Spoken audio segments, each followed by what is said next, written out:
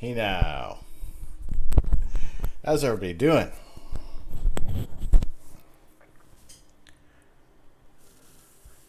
Well, it's a lot of activity already, so I figured just jump in. Why not? Think I'm ready to go. If not, and we'll see. How's it going, everybody? I'm Tom. I am the Astro Canuck, and we are having an astronomy chat tonight because there's clouds everywhere. Everywhere. Clouds as far as the eye can see. Fulmine, how you doing? James Vade, good to see you in here. Putsy, holla at you, boy. Two Central, hello, how are you? Good to see you here. Paul Rowe, the gang is all here. Holy potatoes, look at you guys go. Good to see you all here. Phil's Pig, Kevlar, holy moly, good to see you guys here so soon. I love it, I love it. Yeah, it's crummy weather. It's you know, terrible weather. However, Saturday might be a good night. It might be a clear night. And James Wade, yes, I did. That was awesome for what happened in EJ's stream last night. Mojo Jojo, good to see you in here. Watching that rocket launch, that test last night was amazing. I'll end up going back and we'll have a look on here as well, just for those who may not have seen it or may not even know there was a test launch. It's okay, I don't hold it against you. But we, it was a good time. I was not so much in the mood to be streaming last night. It was just I had a work meeting and it ended up going way too long. So it was just when I was in front of the screen. Oh, let's update. In front of the screen for way too long, and it was just I had to step back and just sit back and not have to concentrate on technology. So we've moved it to today, which I think it'll turn out just fine. It's good to be back here. Old Balls, how you doing, Pops? Good to see you in here. I don't know where this window went. There are clouds outside, I swear. Why this one is not displaying. It's in full screen. Did that do the trick? No. Hello, Putsy. How you doing, man? Oh, hey, I see me down there. Yes, I have you on as well. Where is my screen? Where is my camera?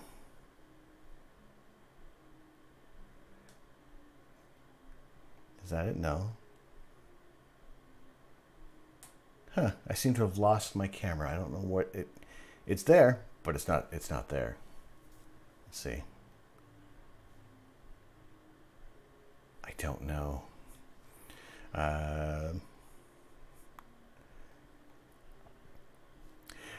We'll find it. We will find the camera because the scope is lonely out there. Also, even if it was clear skies tonight, unfortunately, I have no power to the scope. It happened that my cover, not the telescope and mount and all the massive equipment is fine. It's all good. One of my cover came off my power station, and one of the main 12-volt charger got wet, very wet, and it's not working anymore. So I've come up with a solution. It is on the way. It'll be here tomorrow. So we'll have that sorted for Saturday if it ends up being clear. And the forecast is showing that we're going to have clear skies possibly all night. Also, maybe from about midnight until I guess 6 in the morning, Greenwich Mean Time. Hey, Third Rock, AC power. Yeah, that brick is now a brick. I don't have it over here. It would be now for my DC power cord to connect the running the power to the scope. So that now chances are it may have shorted, and I just have to replace the fuse in the plug. But it kind of gave me the the motivation, the inkling, the the reason to get the dew heater sorted out. So that is coming tomorrow, and I'll be all sorted. I'll be able to run with less cabling, and we'll be able to image all night long, provided that the installation goes well. I'll probably film it to document how it goes. We'll see how that comes about there. But we'll find out tomorrow. I'll find out tomorrow how that's gonna work out there.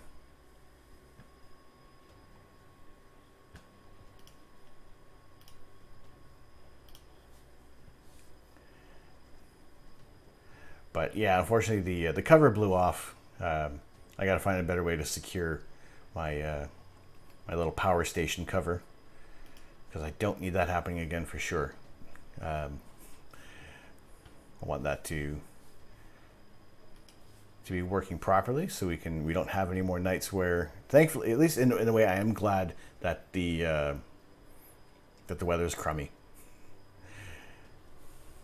Bungee cords, yeah, I have some kicking around the house. I'll get that and doubly secure things, just to make sure that it's going to be all good there. Dropped an ASI 1600 Pro down the stairs yesterday. No, looks okay. Not tested it yet. Fingers crossed. Hopefully that works there, Kevlar. Hopefully that works. I always feel like I'm going to develop butterfingers out of nowhere. Generally, I have more problems with stubbing my toes. Architufus, how you doing? Good to see you earlier. Good to see you here. Thanks for stopping in.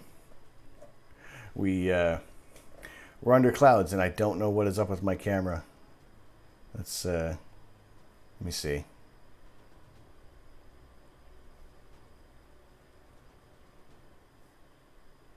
Do I have to refresh this? Okay, let's see what happens here. If it cuts out, I'm sorry. If it doesn't, yay. There goes everybody. Are they coming back? Most of them. Well, those worked. Saturniapetus, how you doing? Our latest member of the observatory. Thank you for the follow earlier last week. Appreciate that very much. Thank you for stopping in. So, watched the Acme rocket crash land yesterday. That was incredible. The fact that it left the launch pad, I thought that was tremendous. The fact that it got up in the air, even better.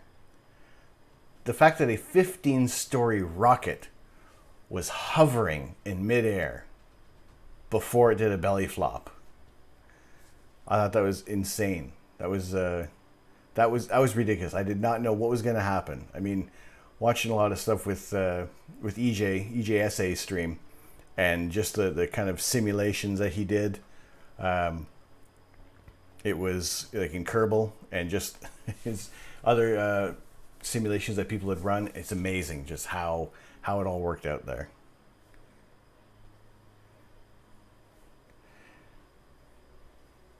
Werner von Braun would have been impressed. I would imagine so. I think a lot of people will be impressed, if just to see how far it has come. Although it does look incredibly retro with the whole look of the spaceship. I love that. And just to see that thing move, it just slowly. I'm gonna find the clip, because why not? I mean, we'll catch that there. I'm gonna stop fretting about this little window for now, because it's cloudy. There's nothing to see right now. The scope, it still has this mustache. It's still covered up. It's just that little gap under there annoys me.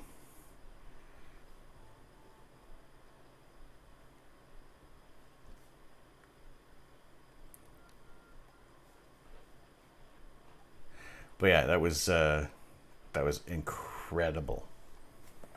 So yeah, I'm gonna pull that up right now, because why not? We're on about it.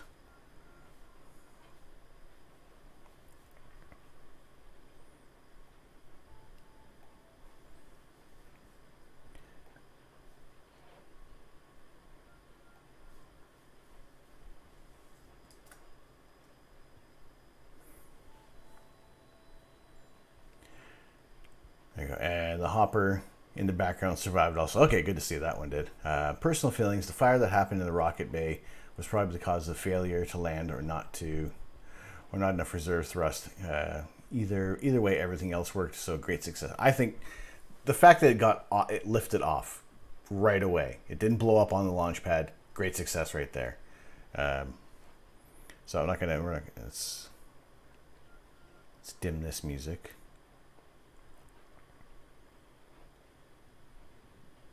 We'll bring that up there. All right. Something has moved because now I got to keep moving farther and farther over to get into frame here. I must have knocked my camera at some point.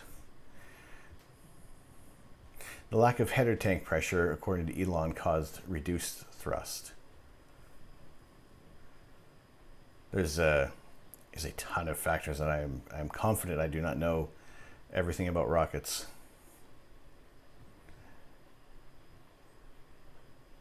I mean, I get the general idea of what they're doing, and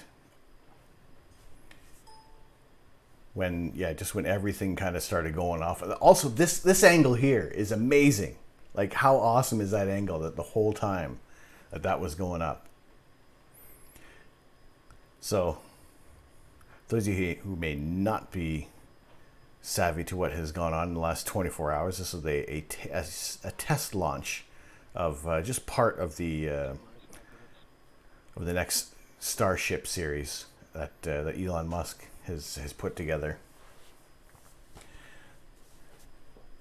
Basically, the reactor chamber is being eaten from the inside out by the exhaust. The green flame was an indication that stuff inside the engine was being burned. Yeah, as soon as that started going green, we'll see that. I mean, there's no spoilers on this. You'll see what happens. However, yeah, as soon as that went green, like, yeah, that's not right. It looks cool, but that's not right. It just sounded different. I don't know enough to know what the green flame meant, but the fire that happened inside the rocket engine bay, I assume, caused issues. There's never a time when fire inside an engine bay is a good thing. Yeah, probably not. I agree. Yeah, I would say, yeah, I know extremely little except rockets go zoom. Although, in the past few years of watching the rocket launches and just kind of gaining a little bit more knowledge about things, I mean, I couldn't tell you cold about anything the way a rocket, how these ones are put together, how the Raptor engine works, or the Merlin engines or anything like that, all aside from having like really cool names. I think that SpaceX has done a really good job of bringing out the fringe fans of space exploration and just making it a little more accessible to everyone. Kudos to them on that and their marketing and just the hype that kind of comes with all of this.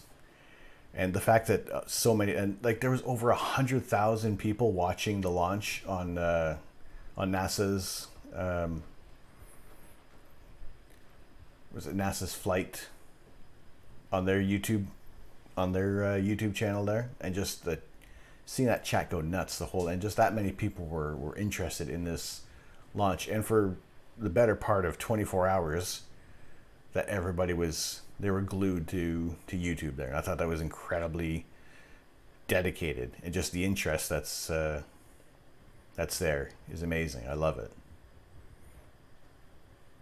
And I try to catch as many launches as possible. And yeah, like I said, last night was I was mulling over doing a live stream last night, but like I said before, it was a work meeting that I had like a 12-hour day straight in front of the computer, and it was just not that I didn't want to stream last night, but it was just one of those things that just I'd take my eyes away. So hold on countdown. Yeah, as soon as they mentioned the hold, I'm thinking, oh no, here we go again. Yeah, hundreds of thousands of people are watching, where before watching a rocket launch was a nice hobby. I think it's because we all want off this rock. It's interesting to see where this is gonna go. Okay, I forgot about the hold on here, so we'll fast forward a little bit. Scott Manley has some great rocket engine type explanations on YouTube. I will check that out. Have I watched some of Scott Manley's stuff? I'm thinking of. Maybe I have. I think I have. All right, let's move up to launch. I mean, also just the shot, the camera angles that they had on here, like it's fantastic.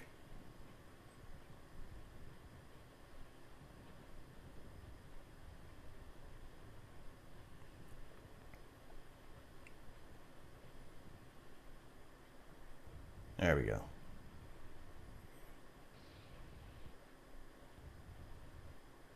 Just leave it at 2 minutes. I'll waffle. I'll go on for a bit, and then we'll watch it go. 2 minutes. Yeah, we've moved up there. Yeah, I forgot about the pause. Yeah, I know. I watched the whole thing, but totally forgot about that there.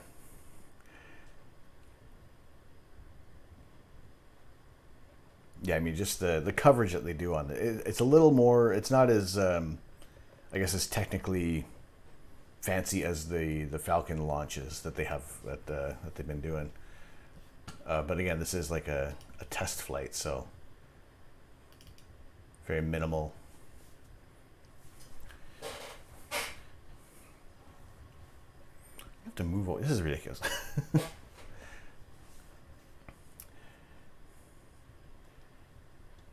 Same Destin Smarter every day. I like his stream, his videos as well. I think one of the more memorable things we're hearing the binaural audio videos that he has on YouTube there. I think those sound pretty cool.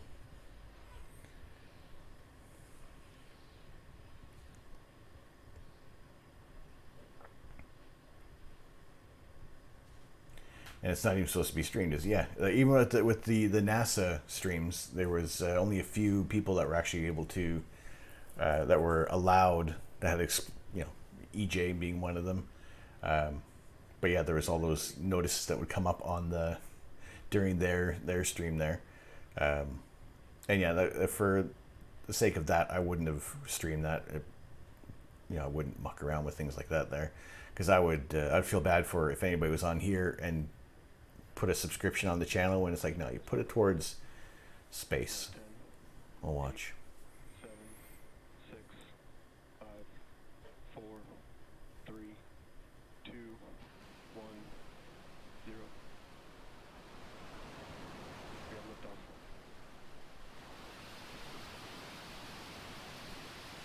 I mean, the fact that it got this far, off the pad. All teams triage alarms.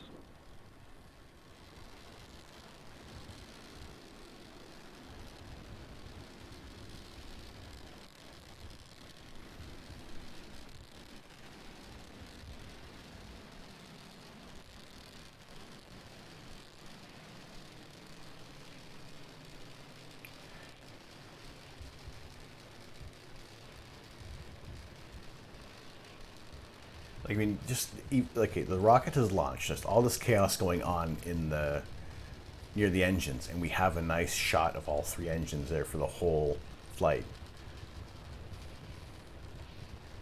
I think that's ridiculous. Just how far we be able to come with technology and be able to see exactly what's going on there.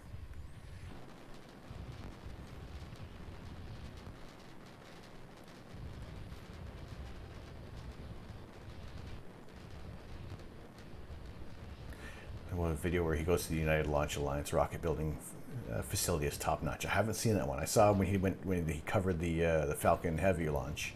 That was cool.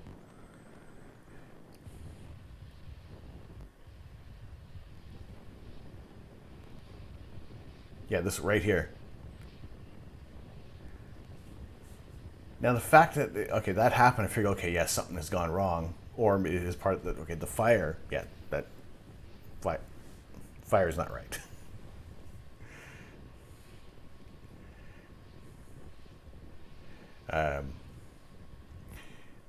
Yeah, but as soon as it was on that gimbal, how the engines are moving, that they had speculated that EJ was thinking that that was supposed to happen. That little extra burst of fire at the end there was the extra, the last little bit of fuel kind of coming out there. It's good to support space streamers, science communicators. We need more of those. They have to eat too. I think I as much of like the support that I've that I've seen here, I know that I am making sure that I'm paying that forward to other science streamers as well, and just everybody who's like working hard for streaming at the same time. We just want to. I'm like I said before, I'm not fussed on the funds that would be coming in, but at the same time, if I can support someone else who's in this as well, and just just keep the love going. Really, it's what I want to be able to do.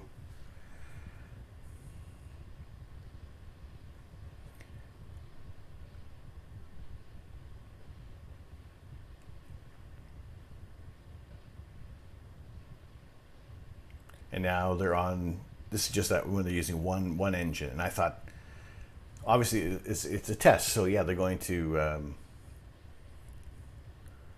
do what they can to simulate maybe something goes wrong, and or this is probably maybe this was how it all supposed to go anyway. So, and just seeing this here at this point when it's hovering, in the air, that is ridiculous. That is just sitting there, chilling out at what 42,000 feet. Yeah, the fire. Okay, yeah, you're talking about the fire melting inside. Yeah, that was. But it didn't spread. It was it was confined to that little spot, and then it was out. It went exactly how I wanted to. Show us all flight maneuvers, individually shutting down the Raptor's belly flop, flip, restart, and then a nice big explosion. It was about as Hollywood as you can get with this one. I think it would have been spectacular to see it, to stick the landing. But it's a test, and we knew this could have happened.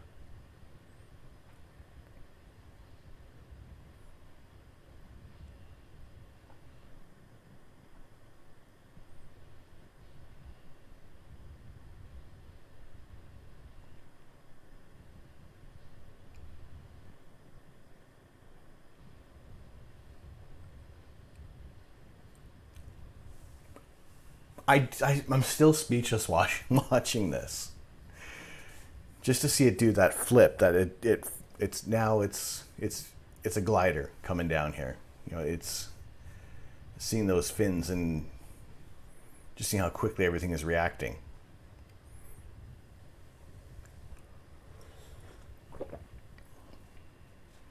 And also at the same time, yeah, I don't know. I don't know how I would have reacted watching this live and doing this. I figured at the same time I'll leave it to people who can give a little bit more information on this, and I will be able to pick their little tidbits of info, and we can have a little conversation. As Elon said, if you're not blowing things up, you're not innovating enough. Seeing the nose cone thruster maneuver, it's priceless. This whole thing is incredible. Like, it looks like such a hulking beast of a rocket, and just seeing it do what it has done and get off with the three engines was incredible. It was amazing to watch that happen. And there were a lot of other people who had. I saw there was another link that was thrown out there earlier on. Filth Pig. That was Destin's Smarter Every Day. All right. I will copy that one there.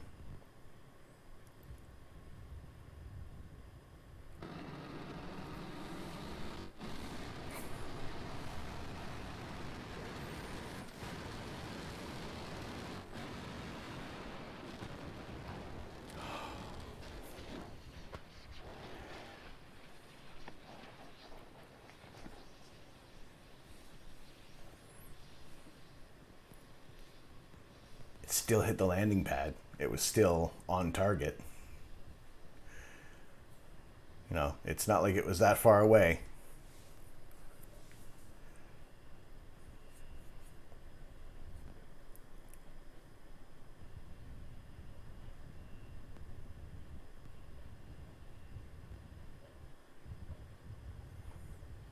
Just jumping back to watch that green with all the within the engines there.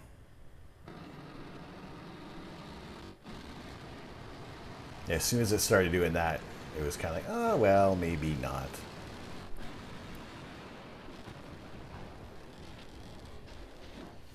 But yeah, I thought that was insane. That was an amazing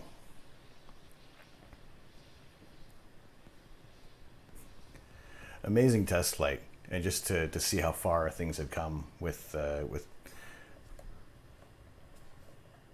know, from the Star Hopper test, and then making sure that you know, and they finish off with next up SN9. So right away they're, you know, they got these ready to go.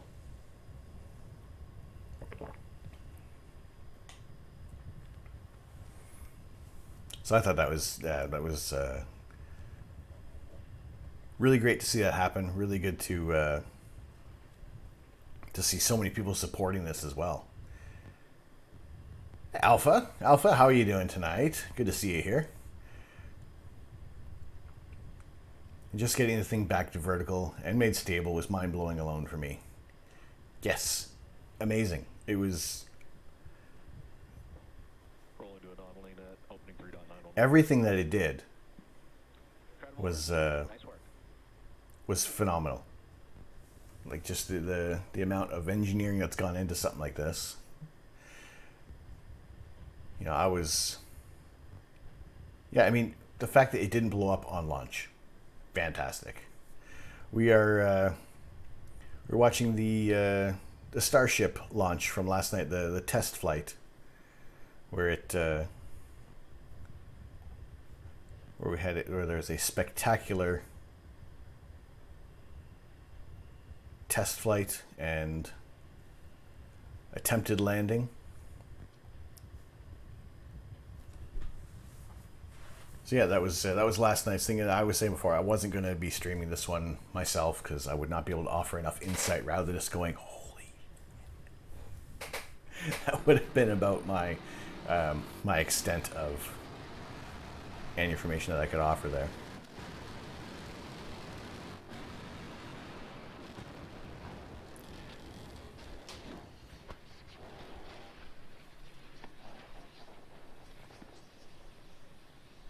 But that was insane.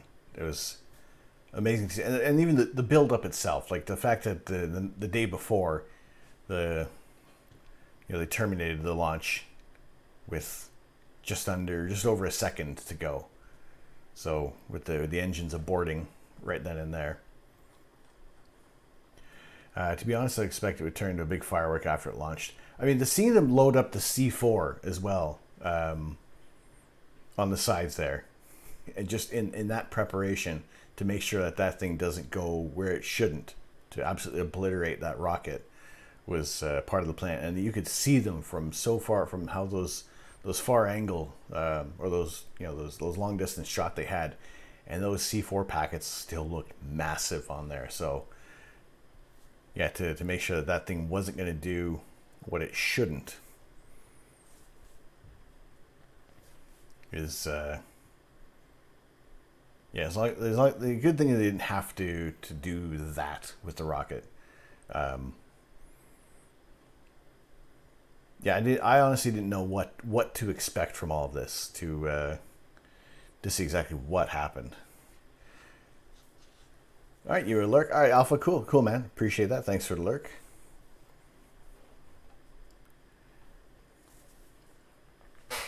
We are here for the next few hours. We'll see how things go. I mean, it's a bit of a mixed bag of what I have planned for tonight, and this is probably about as far as the plans go. I would come in, I would say hello, and we would just let things roll from there. I found that playing Fallout 4 while listening to you is nice. Well, thank you. I appreciate that. I have not played Fallout 4 for a few years now. I got it with my Xbox. It came as part of the bundle with GTA 5. I probably played about maybe 3 hours of Fallout 4, and I'd say not for lack of it being an interesting game. It just, I guess, it didn't capture my attention that much. I would get back into that.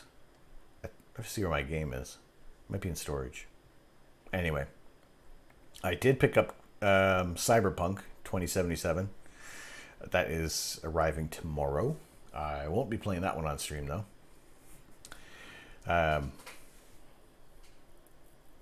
However, I'm severely intrigued by the game. It does look interesting. I mean, we've been waiting for its release for the past 15 years now. Feels like it. Yeah, I mean, it looks interesting. We've been playing more Watch Dogs, and nice to see that game is actually stable as well. I still find myself just touring around London more than doing the missions. I have to force myself to do an actual mission, get some progression on the game. A, just to see how much kind of comes out of there, and B, I like the achievements. I am a what's the better term for it than I used to use? I'm a sucker for the achievements on the Xbox. That's also partially why I've kind of stayed with Microsoft for so long, from the original Xbox to the 360, the Xbox One, and eventually the Series X at some point. Not right now, but it's on there. Did I clip on my mic? Yes, I did. I did clip it on. I made sure of that one. I think until I actually sort out another mic. I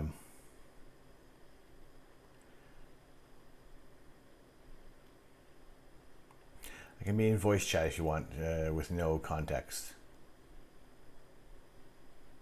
Later?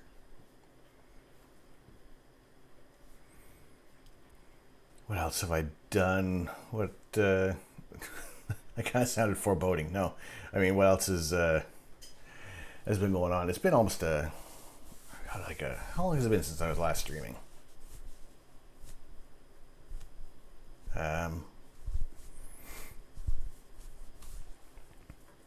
It's been a while. I have been doing some more work on the emotes. Well, I'd mentioned before that I had thought we reached the next tier for having a new emote for the subscriber list, but it's a little different how I thought it worked. However, I do have it ready. It's been a month. It felt like a while. It really has. And the cloudy nights are not helping things one bit.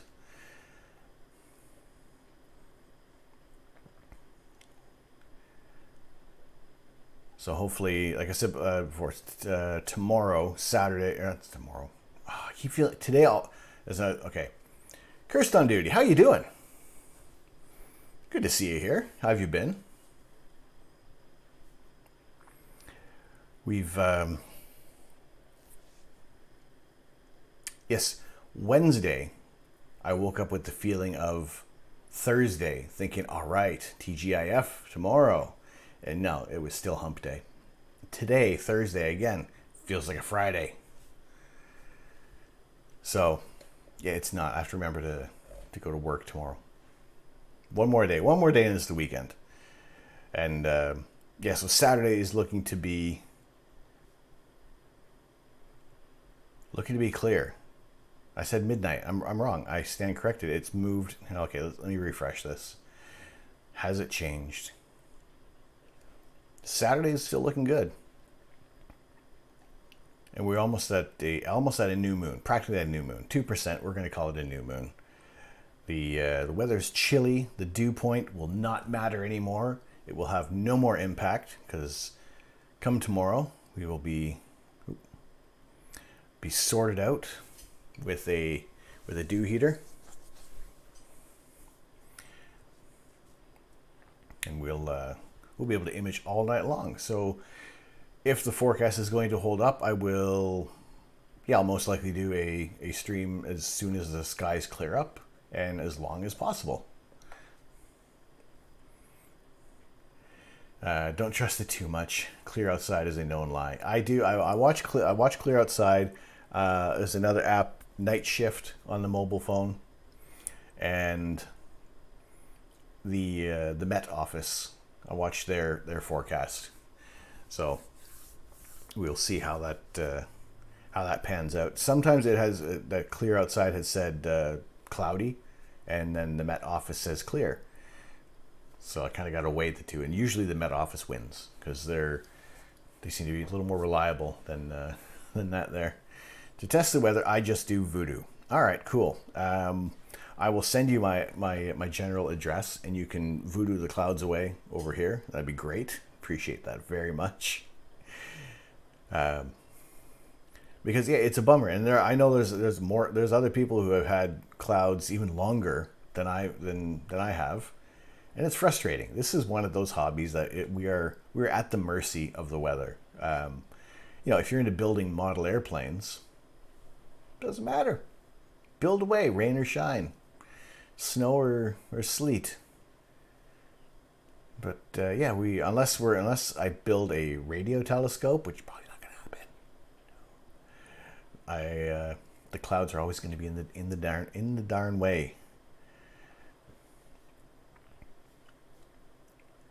But we'll see how that holds up. I mean, we're still 24 hours, so not 24 hours, 48 hours out from that forecast, and that can change. That can change rapidly, especially with either side being such heavy clouds, and this random high pressure system rolls through. It's held steady over the past couple of days, so hopefully it's going to be all right. Otherwise, Saturday will still be the regular rainy day astronomy, where I will process an image. Which one? It'll be a mystery. I'll have to go through the files and see what we have there. Hey, I've not had any clear nights since last year. Whereabouts are you? Because that's harsh weather, man. Devarian morning, or wait, afternoon, evening for me. I'm in the east of England. I'm in the United Kingdom. We are Indonesia. All right. Oof, man. All right. Well, good to see you in here from. That's right. You mentioned that in on Andy's stream with Clear Skies. Bean Island doesn't help. That's fair enough. Yeah, it's I always feel the weather can turn out worse than it does better. It's always, we have those clear nights kind of rolling up, and or the during the day it's nice and clear and think, all right, perfect, and then out of nowhere all the clouds roll in, and it's like, all right, that's it, night's done. UK is an island. Yeah, I always like to call it. I also like to wind people up who say, no, it's connected to France by the underground tunnel. Like, no, it's an island. You guys are on Earth? Yes, Alpha. We are Earthlings. Alpha is from a totally different galaxy, so it's good to see him in the chat and traversing all these light years.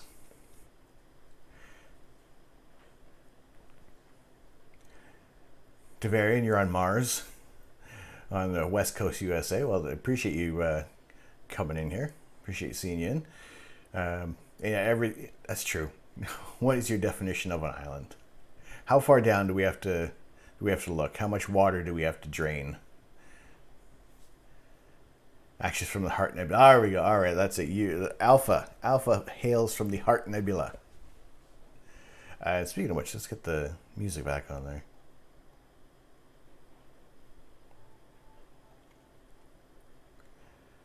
I need to really streamline my controls here. Just so I can have, I don't know, not so much that I want one-touch solutions, but opening up 8,000 different windows and getting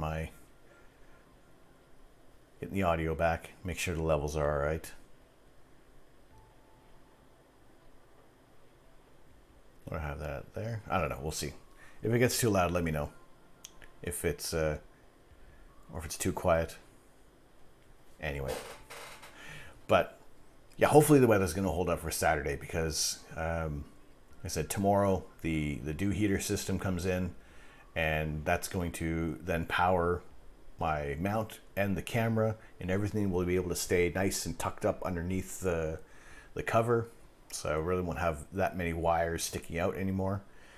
So that level of management is not so much, probably not so much cable management. We'll see how that goes.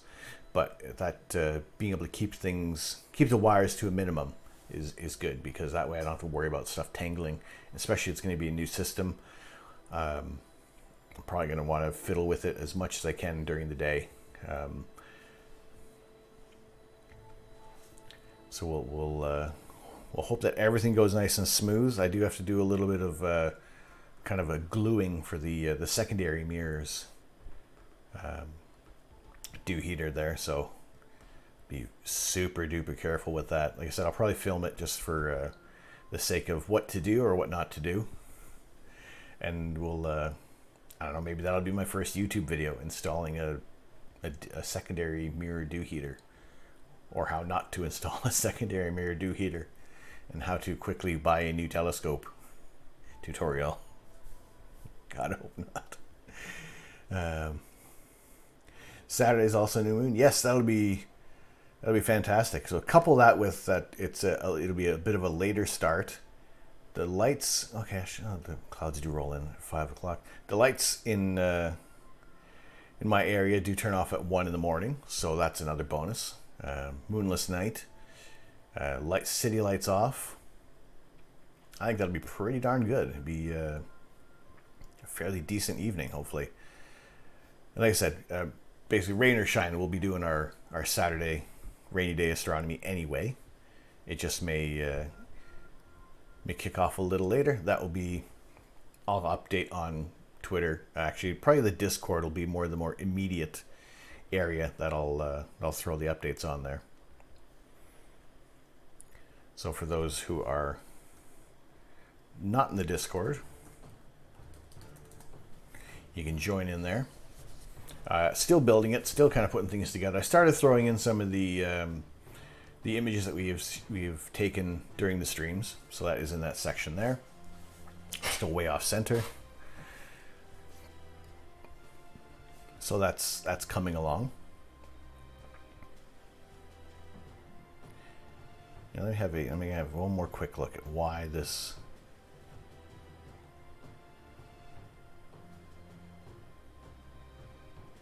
It works. Do I have to do that for every window now? Oh no.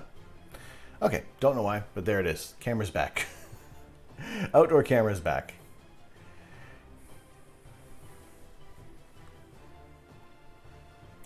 Have you checked the heater fits on the back of your secondary? I got one for mine and it was way too thick. We'll find out tomorrow. I did ask the guy. It was the same. It was Ian at Altair Astro, same guy I bought the telescope from. So I did ask him if everything was, was good with that, or Gucci, as the kids say on Twitch. But I would imagine he wouldn't. He would advise against it if it weren't going to fit. So we'll find out tomorrow, really.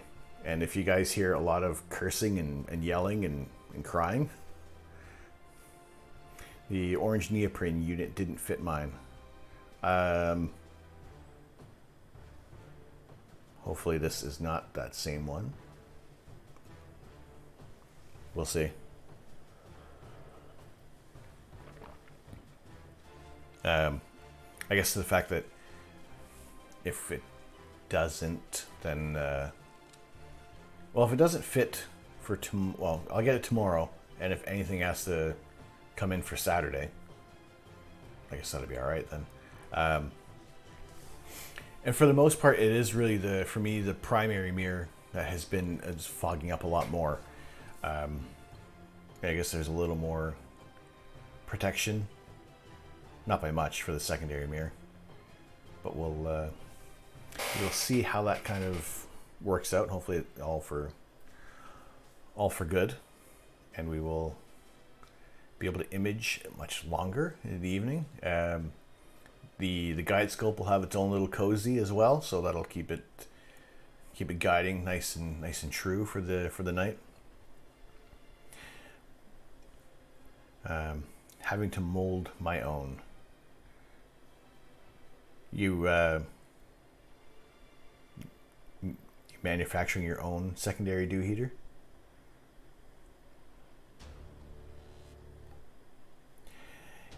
There you go. So there's our view. Just all the light reflecting off the clouds. It's no good. There was a brief break in the clouds this afternoon, thinking maybe the forecast is lying to me. It was not lying to me. So we're stuck with this weather for now. But that's all right. There's plenty of little bits and bobs, little tidbits to look at on here. And like I was saying before about our subscriber goal, that is correct, that we are approaching our 35th. However, the way how the Twitch points system works, that we're still, it needs to be, it's counted as new subscribers. That's fine. It'll eventually happen. That's cool. I'm not too fussed. However, what we do have, I can show you guys what the here, let me throw on the emotes that we have now. I mean, we have our for the tier 1s, we have the Raid and Astro. 2 is the Earth. I have replaced Uranus. It is no longer the core of Uranus. The tier 3 is a core of the Earth. So I thought that one was a fun one to make. And then for those who are cheering bits, we do actually also for the was it the badge flare? I have added moons to the tier 2 and 3 there. 3D print the mold, 45 out of nickel chromium wire. Gives 4 watts at 12 volts. Made one out of latex, but 2 floppy, trying M4154 silicon now. Interesting.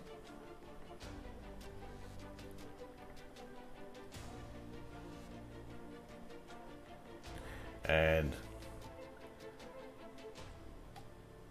a little forward planning of things, that for the bits, I've added some new emotes as those tiers are kind of reached there. So yeah, just these are the little things that kind of go on in the background. Yeah, just the different designs that I've kind of come up with, and hopefully, you know, people might think they're cool enough to want to have them in their repertoire, but again, it's not necessary. So yeah, the next emote that I've worked on, and it's straying a little ways away from space themed, where I have a little more aimed towards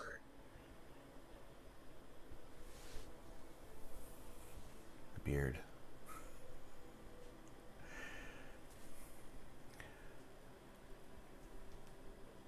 I thought it was funny. I think it's it strays away a little bit. It's still, I think I don't know. I'd like it as a shirt. But yeah, that's what I was working on last night, actually, while I was waiting for the test launch to occur.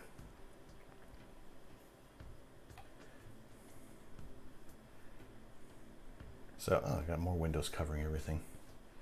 Again, also splitting up between different windows with Illustrator and Photoshop. All these go all over the place, so I don't have a standard layout there. clouds broke a little last night, enough to take a shoddy cell phone pic of the conjunction getting closer. Yes, I'm measuring it out. I may have a opportunity where I have maybe 20 minutes, maybe 20 minutes of where Saturn and Jupiter will sit between the houses, between the trees, and we'll hopefully. I mean, at this point,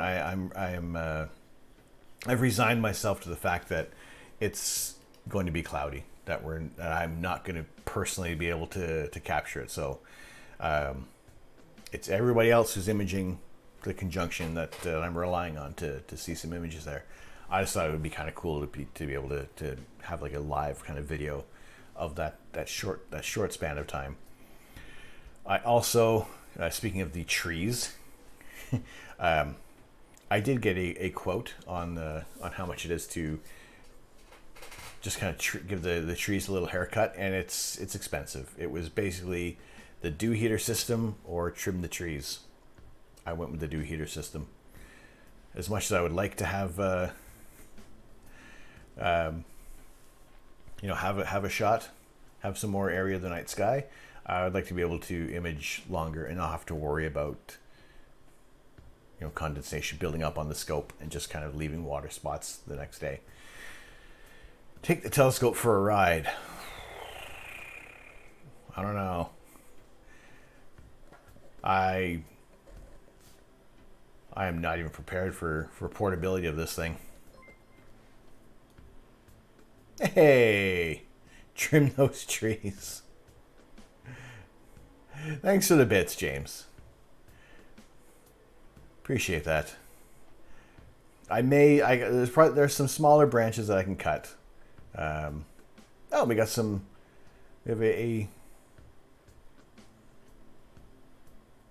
have the cheer, the bits, the emotes. That's cool. Good to see those shared around.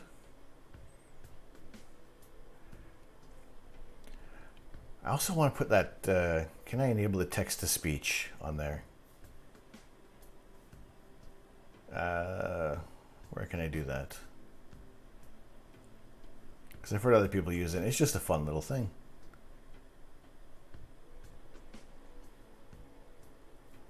Where do I go for that?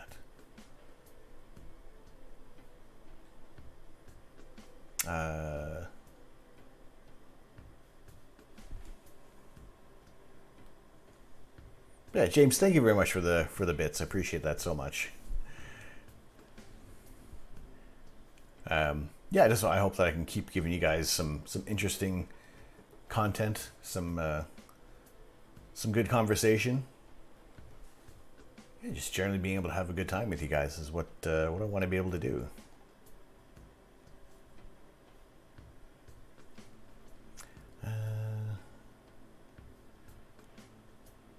I guess, okay, if I start mucking about with this, it's probably not going to.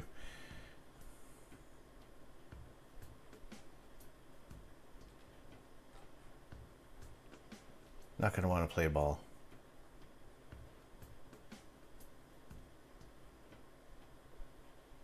That's that one there.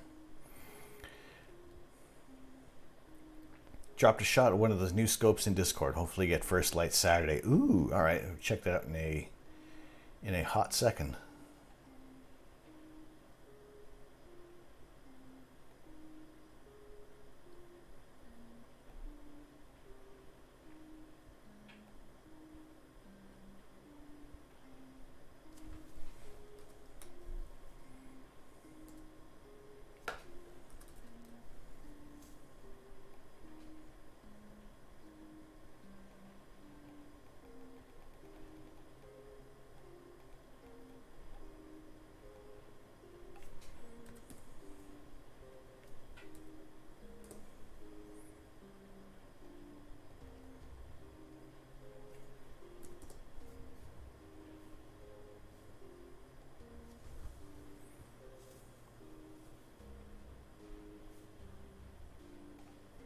All right.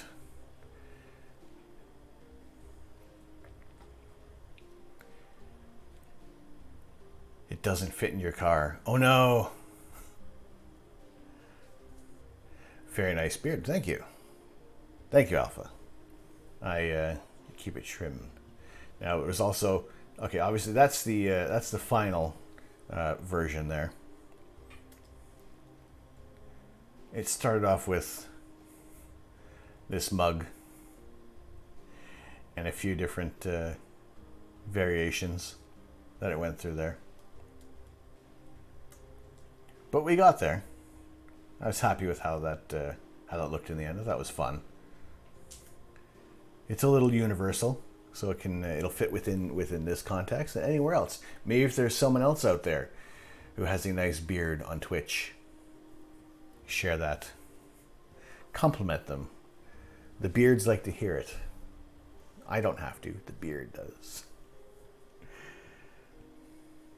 Let's see if I replay that, if that'll play text-to-speech. If that worked, I don't know.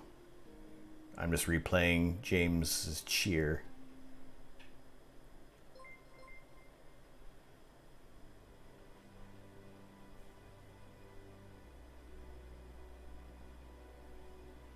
Okay, maybe it doesn't work. That's all right. That is okay. Appreciate it anyway there, and I'm the text to speech. I really do. I try. I don't like to miss any bits of chat there. So, and we're at a nice pace that I'm able to kind of keep up with things. So that is the next emote that will come. Or the next mug or T-shirt or something. I don't know. We'll see how that turns out there.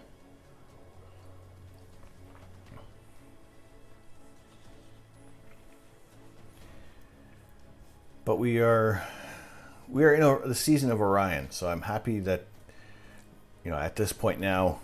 What time is it now? We're at 9 o'clock. Still early. Still nice and early. And at this point in the evening, we have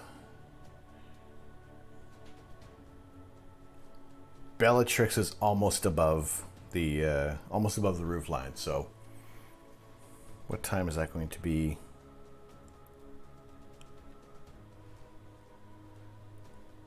Yeah, so about 10 o'clock in the evening is when we're going to start to see Orion above the roof line. We're going to be able to start getting images of that area of the constellation. So that's that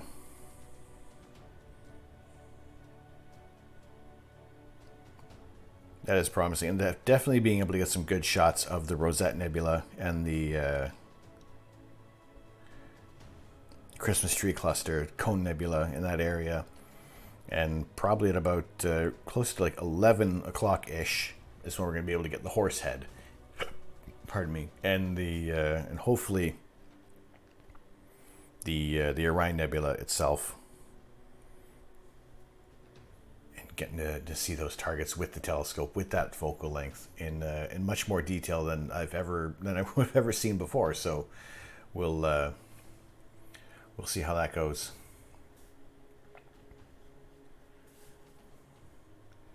But yeah, once Orion clears the roof line, let's see, what can we expect in Stellarium there?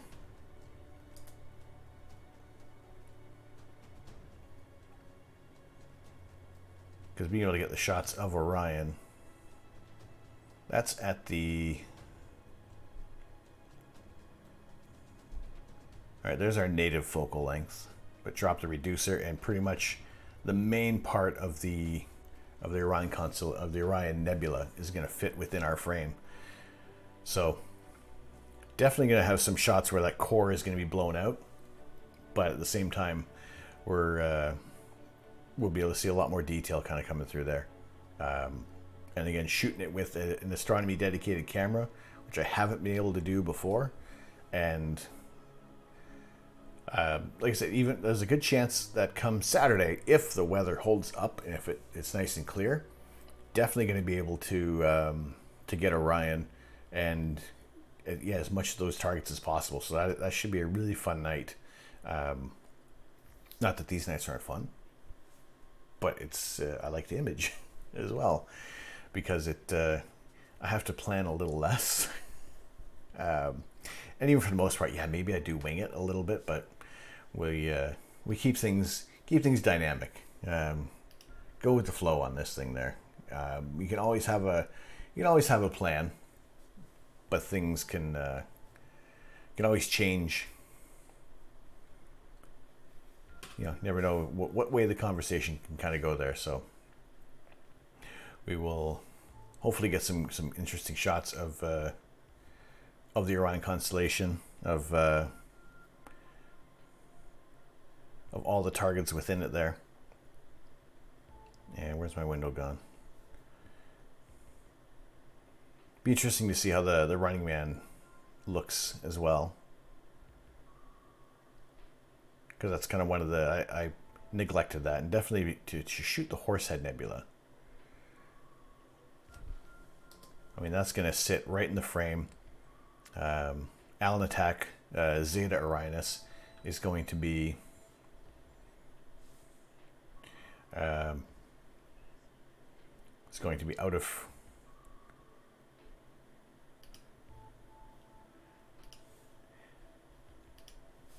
out of the shot there. It might have a little bit of glare kind of showing through. However, it's kind of definitely out of the shot, so we'll be able to pick up the Horsehead Nebula, a target that I've only imaged once, and it didn't turn out that great. And actually, I do wonder if it actually might still be on the air right now. Let me. Well, while we're on this part of the screen, I'll leave it here for right now because because watching me scroll through the images of the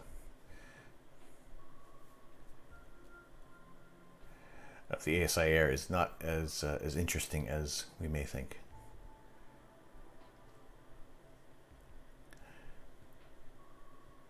So if I can find that image, because it was a one-off image.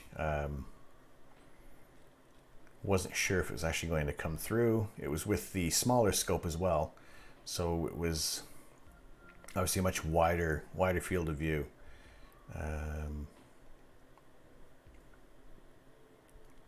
Did I capture that? So that would have been late last season.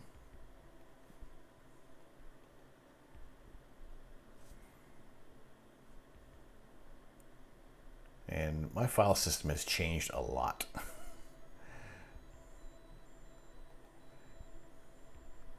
I have 3 FITS files. All right. Let's stack them. Let's see what came out of that there, and whether or not I actually had any decent. Okay, that was also with the DSLR. So let's have a look. Why not? Why not? We fire up Deep Sky Stacker.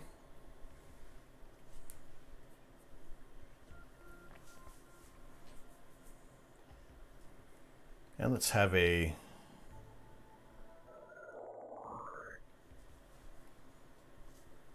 look. I put me down here. I moved myself, that's right. So we'll we're gonna stack 3 frames, and that is not a monster amount of integration. We'll how is this looking?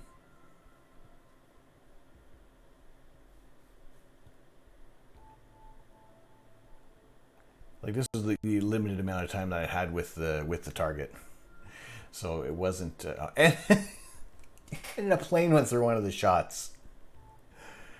Oh, all right, whatever. We're gonna leave them in there. That's this is with 3 frames. It's not exactly going to be the target that we're going to be expecting there. So let's we use this one. There's our reference frame. Let's register and stack 100%. How many stars detected? 144. That's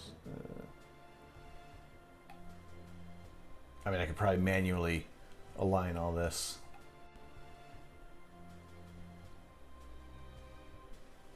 Oh, wrong way. Let's go to 35. I'm doing, I think I'm putting way too much stock into a 15-minute, okay, let's do a 15-minute DSLR exposure looks like for. Now this was also, I was using the, when was this taken?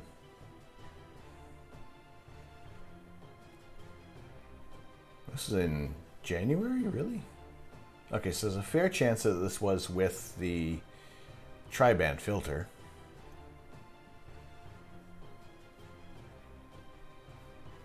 I have to see when the when was that astronomy show? No, it had to have been. It really does. It feels like it was like a year ago, not. Oh no, it was. There we go. No, 2020. It's still 2020, right? This year has been a long decade. That's for sure.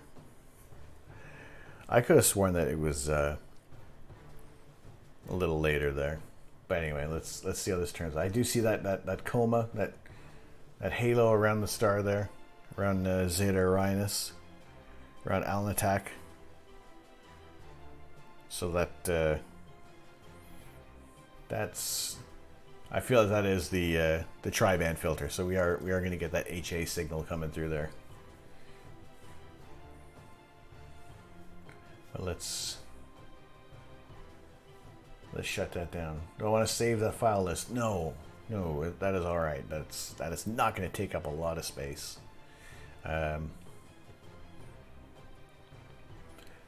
Mic check, 1 2.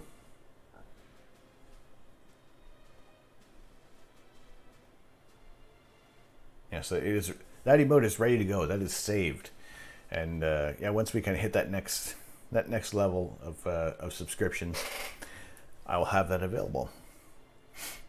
Until then, that slot is locked even for me. I can't even preemptively store it on Twitch there, so it's ready to go.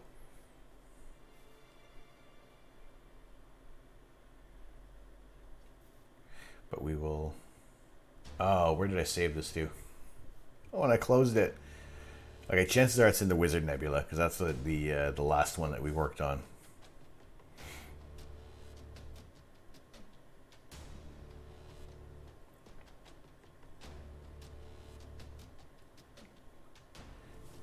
And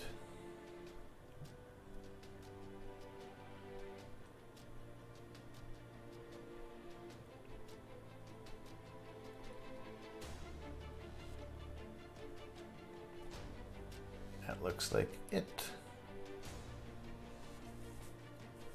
Let's have a quick look at what we can hopefully expect. There we go. That it is. We're good. We're good. So let's drop you back in there. Don't need you out right now. So yeah, that I'm kind of surprised that 3 frames didn't get the Kappa Sigma didn't get rid of that. But yeah, there's my telltale sign that this is the tri-band filter. And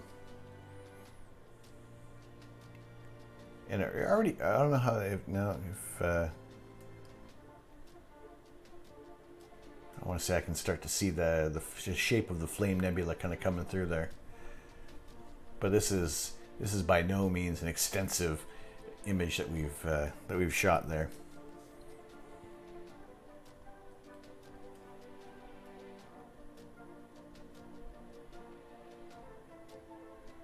I could start to bring that information in, but it's all.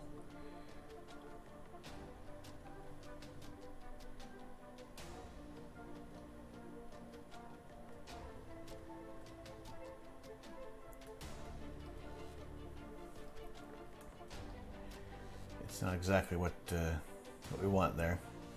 Well, if I can, like I say, if I can do the color correction right now, or set that gray point, then maybe we can start off with even more interesting image.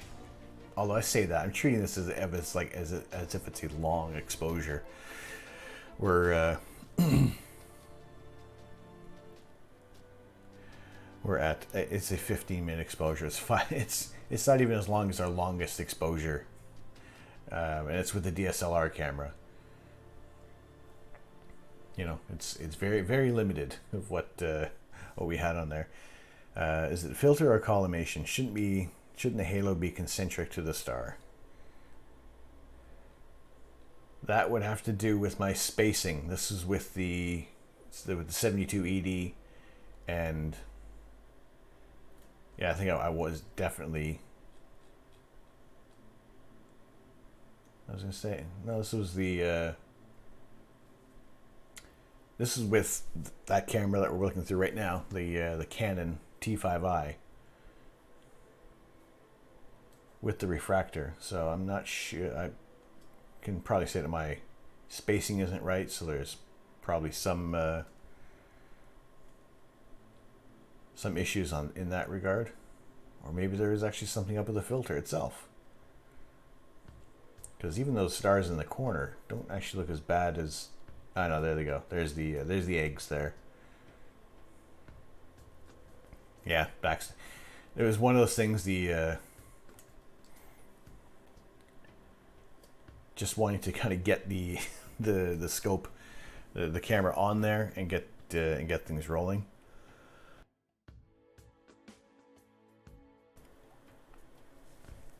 And it's just one of those things. I got to take that time to get the backspacing correct. But at the same time, when we're weeks on end and then one night of clear skies, I want to get things okay. It's I mean, there's other things I could do to make sure that the backspacing is correct without without taking a starfield image. There are with all the dots on a sheet of paper or something like that to be able to see. So yeah, that's like this should be like a super quick process, because it is, like I said, 15-minute exposure.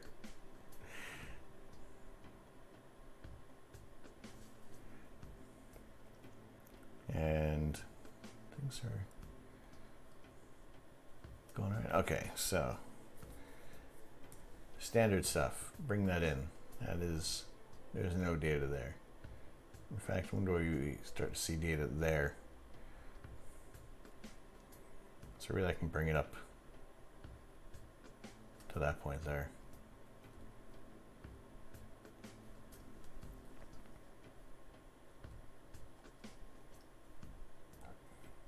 Bring that in a skosh. There's not a whole lot else out there.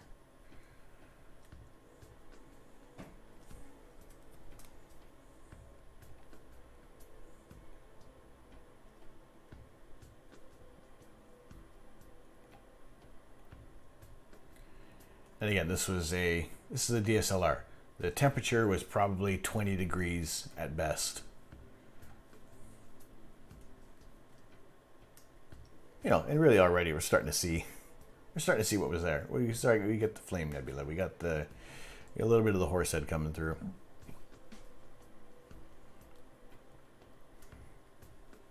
And this plane that decided to roll in. Let's pick a different. There we go. That's better. I think I actually may have color corrected on part of the nebula itself. So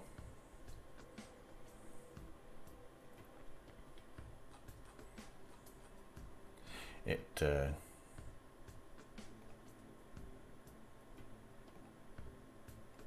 don't know, last time I ran this it took forever, and this is an even larger pixel scale on this one there.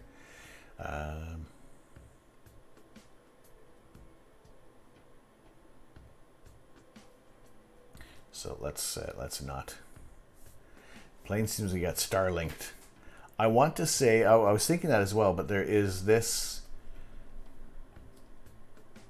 This we figured possibly the tail light on there. Well, I was looking for it repeating. I also got what's there, red and white line there.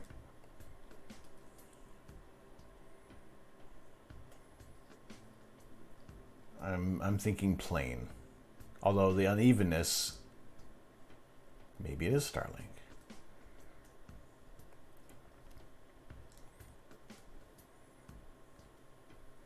Now, if I can only go back to that night.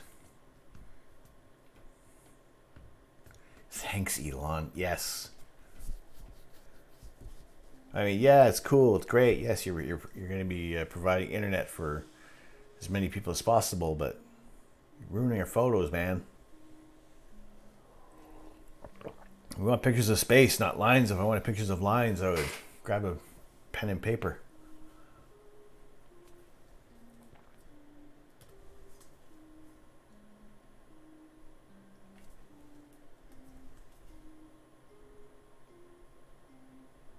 All right, no data. Let's bring it right up to.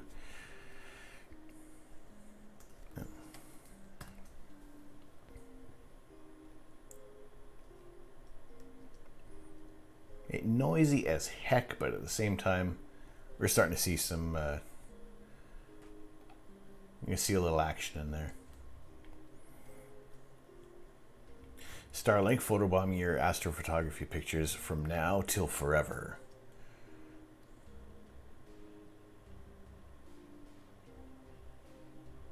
That's a long time.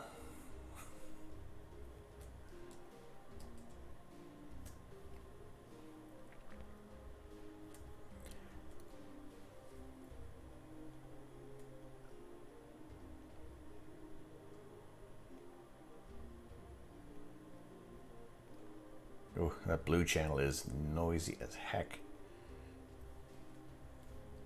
Although we got some decent shape of the horse head there, which on here it looks terrible. On this screen it looks all right. It doesn't look too bad. But again, this is three exposures. This is 15 minutes. I don't know how much detail I would be able to pull out of this thing. Especially, I'm missing a couple of some plugins that may have been useful, possibly using the gradient exterminator and maybe denoise AI.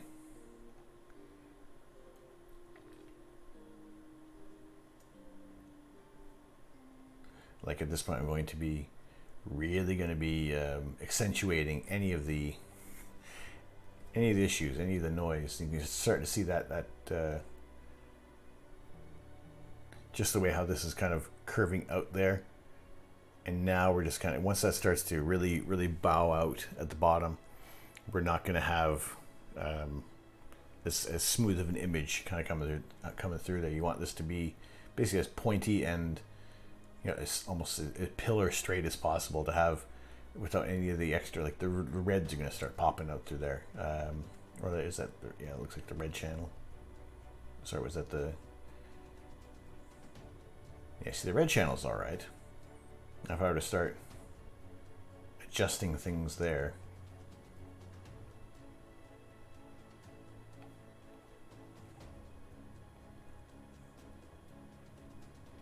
you can really fiddle with things to even, you can even balance your color in this way, but it does, you're constantly going to be going back and forth between the channels there to really even things out.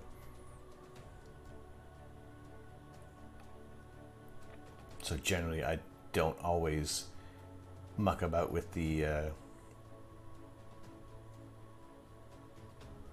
channels there. Sometimes I do, and we'll play with that for right now. Starlink satellites have about 5-year deorbit. That happens if the orbit correction propulsion system thing doesn't work or stops. For a 3-sub DSLR, it's still obvious what it is, what it's a shot of. It's not turning out too bad. I mean, I'm excited to see what would come out, what's going to come out of the camera, out of the ZWO camera. And I think with the 72 ED on there, it could really get some great images. And like I said, what I'm going to do for Orion is I'm basically going to try to piggyback the 72 ED on there, and that way I can kind of do a little bit of a hot switch between the two there. Oh, hello, Mother. Bubba Zelnik, how you doing? Trekker Kev, hey, no clouds. No, I'm sorry, Kev. We have all the clouds. I was lamenting on how much I'm missing Orion, and how little time I had in that area of the night sky. Bait and switch, sorry. It was not my intention. We were clouded out. However, Saturday night for me, from about 8 or 9 p.m., will be good there. Loads of potential with that camera. Yes. Yeah, so this was last, I want to say it was last year. However, it might be just January, and it just feels like it was that long ago. When this is with the camera that I'm using right now, the Canon T5i. But yeah, it was really just to see how this kind of what we had available in there. I mean, the red channel's looking all right. I'm liking that. Clouds there too, eh? Everybody has clouds. Show me someone who does not have clouds, and I'll be there as quick as I can. And then the clouds will follow me, and then I apologize for bringing the clouds to you.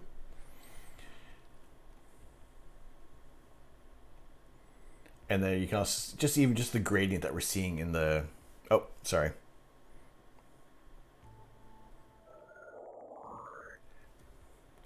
The gradient that we have in the green,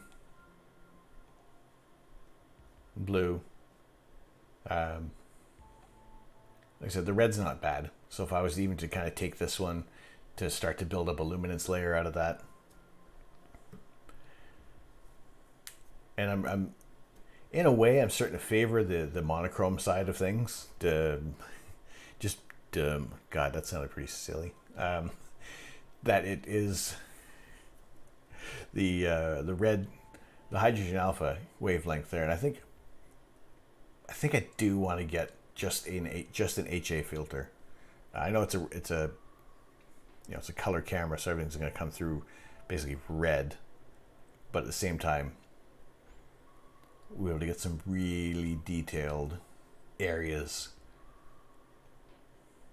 kind of coming through there. So we'll see. That's a dedicated HA filter is low on the list right now. Like I said, we've taken the first step of getting the dew heater system sorted out, accelerated in the fact that my previous power system has failed, and even if it was a clear night, we wouldn't be imaging tonight. So that system is coming in tomorrow, so we'll get that sorted out before Saturday night session, hopefully, and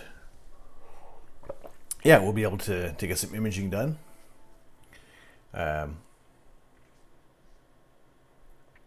Thanks to the equipment list, always helps out.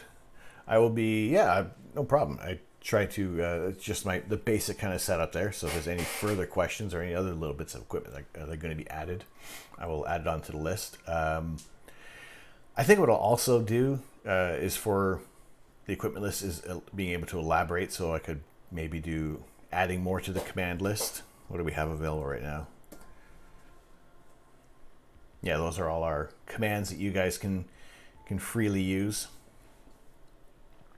And yeah, I'll add more to that. It's, like I said, we're still early on, still building, still learning, still kind of hashing out a lot of the stuff that's kind of coming with this channel there.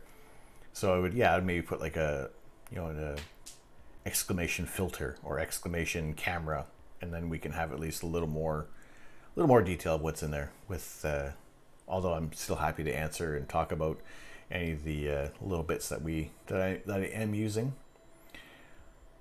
I don't have, an extensive amount of experience with a lot of equipment. But with what I do have, I try to get into it as much as possible to be able to let you know what's good, what's bad about it, and if it definitely will be a good purchase. And really, ultimately, the purchase that you make is going to come down to your goals. I can advise on some suggestions from my experience, but if I can at least help narrow people's not expectations, intentions down to a more tighter focus, then at least there I give you a little bit of direction there. Do I keep an eye on the UK Astronomy buy and sell site? I've picked up some great stuff from there, run by astronomers for astronomers. I do. I did have my telescope, my old Celestron 127 on there, and what else did I put? I had a huge bundle that ended up being broken up into 3 pieces, which eventually all sold, which helped fund the new telescope, which was great. There was who was it? I can't remember the person's name. That's not important. But there was somebody selling their HA filter because they had upgraded to an astronomy dedicated camera, and their clip filter. It was a clip filter for a Canon, and I messaged them with more of a suggestion that there is a filter that Astronomy has out there, an adapter where you can put your clip filter and it turns into a 2-inch threaded filter. So saved him a little bit of money and an aggro on that there.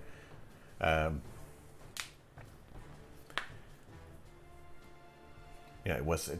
I keep an eye out on there for. Sometimes I try to not always have my nose in there because that's just going to make my wallet a lot lighter. And I think now that we have our dew heater sorted out, so the next little bit of round of savings can go towards something new. We'll see what that is. It's either, like I said, leaning towards an HA filter or a filter wheel, so that I don't have to swap out my my filters if we're going to go from narrowband to broadband, and that'll depend on if we're shooting different targets during the night. Then, we're on an emission nebula, but then we go over to a galaxy, or we just go over to a reflection nebula. At least with the filter wheel, we can switch it up on the fly, and there'll be no delay for the imaging session there. But that is a little more down the road. Like I said, we've kind of met a little more accelerated timeline after the rain got to my equipment there, especially the electronics too. It's a bit of a bummer, and it wasn't until like midway through the day that I saw the cover had blown off. Gotta get dinner tomorrow. Love you, Ma. Enjoy. We'll talk to you soon.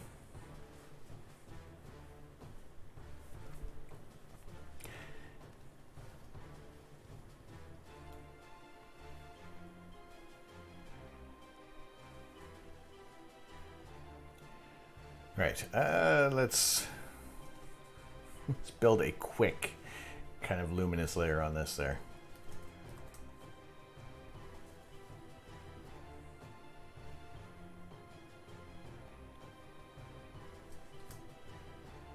So you just make a new grayscale. I'll throw that through Camera Raw for for how much of good it'll do to just smooth it out just a tiny bit.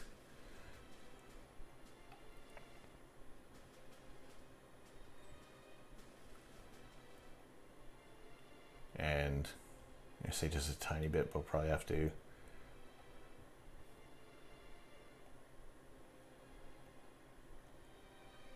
not much. I'll have to work really hard because again, this was a DSLR camera, probably at maybe 20 degrees at least for the temperature. So we're putting lipstick on a pig here, that's for sure.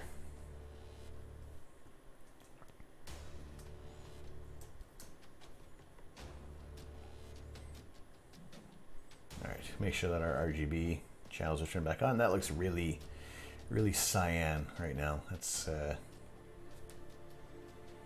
gonna do one more set in the gray point. Nope. Nope. This, oh, that's not too bad. I'll call that one all right. Still a bit on the, there's a gradient. I mean, it's still a little red.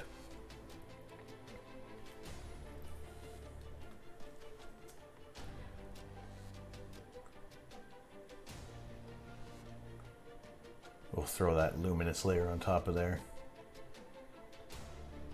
And it's not too bad, actually. I mean, for what it is, actually, this one really helps for once. It almost gets rid of that gradient as well, which I'm going to take it on that.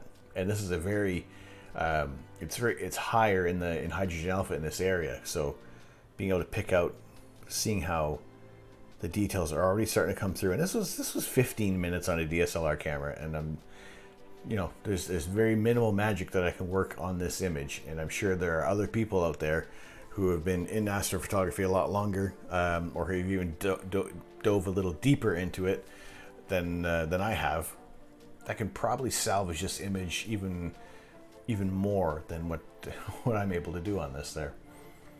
And usually with the luminance layer, we'll drop it down a little bit to bring back in some of the detail there. However, I don't think I'm going to drop it that much because it almost works as a bit of it fixes that gradient. You know, we lose maybe a little bit of contrast. But yeah, we're able to, you fiddle with it. We're at 84%, 85. Some people would get mad at that. Keep it at increments of 5.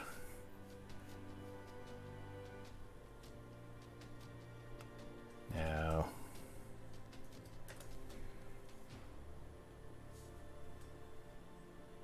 let's run, I mean, making the stars smaller probably isn't going to do much. I might even start to shrink some of the noise. So let's do it anyway.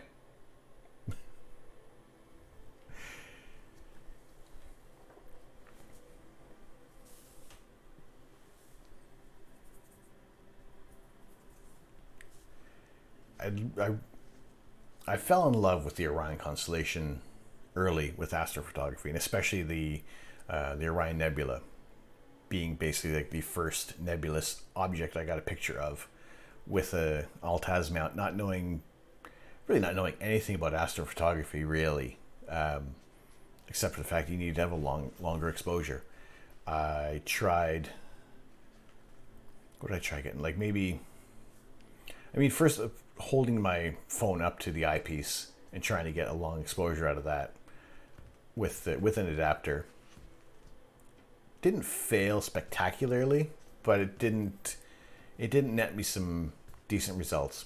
And just really for the fact of you can't do much longer than 30 seconds on most phones. So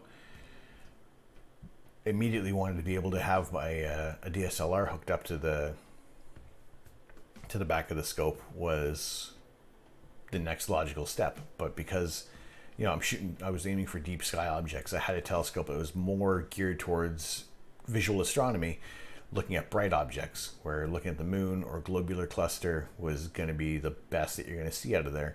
Looking at the Orion Nebula, I could see a gray smudge through the eyepiece. And kind of using the phone on there didn't work out as well because the sensor is incredibly tiny on a mobile phone. And, you know, while it could offer maybe some higher resolution, it couldn't compare to what the sensor size on the DSLR. But once I kind of got things going there and really figured that my longest exposure could be 15 seconds with the Altaz mount at 1500 millimeters unguided, it was, you know, I had a lot against me there. So it was a lot of experimenting, a lot of frustration, more nights where it was just like, oh, that shot's no good. That shot's no good. Where I could in the span of maybe an hour, I would have maybe 30 seconds worth of decent images. If you want to try before you buy, I can drop you a set of 1/4 astronomic narrowband filters for the post review for you to try. I appreciate that. We will discuss that further. Thank you.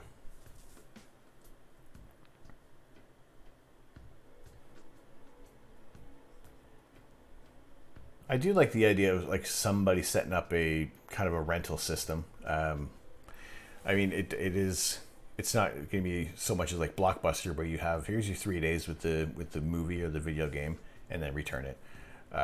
With astronomy equipment, A, that it is expensive. B, we're largely dependent on the weather, so it could be weeks that you're sitting with this equipment there. And yeah, I wouldn't even know what the cost would be on kind of setting something like that up. And yeah, I think it could be an interesting thing to do, but I mean, I don't know. I like the idea of that. I can feel an eyelash. Sorry. Having like a rental try before you buy kind of operation going there. But I guess at the same time, that could also be what star parties and reviews online are for. But it's also just that physical, being able to do it yourself is being able to have your own experience with it there. Because people can say as much as they want, but there is still going to be that personal bias in a lot of reviews. And you kind of got to weed out, the good with the bad. Who's being honest with all the reviews. I try to be as honest as possible, and for the most part, I generally have had a decent time with a lot of the equipment that I've used. There are some pieces of equipment I've bought that have not even seen the light of day. There's very few, though. I do try to use as much as possible. There were a few bits of kit that came with my first telescope purchase that I never used. It was just really just some viewfinders and just other eyepieces that I quickly left packed up in favor of the camera. But for the access of most people, most likely having a DSLR somewhere, that is a great start to be jumping into imaging there.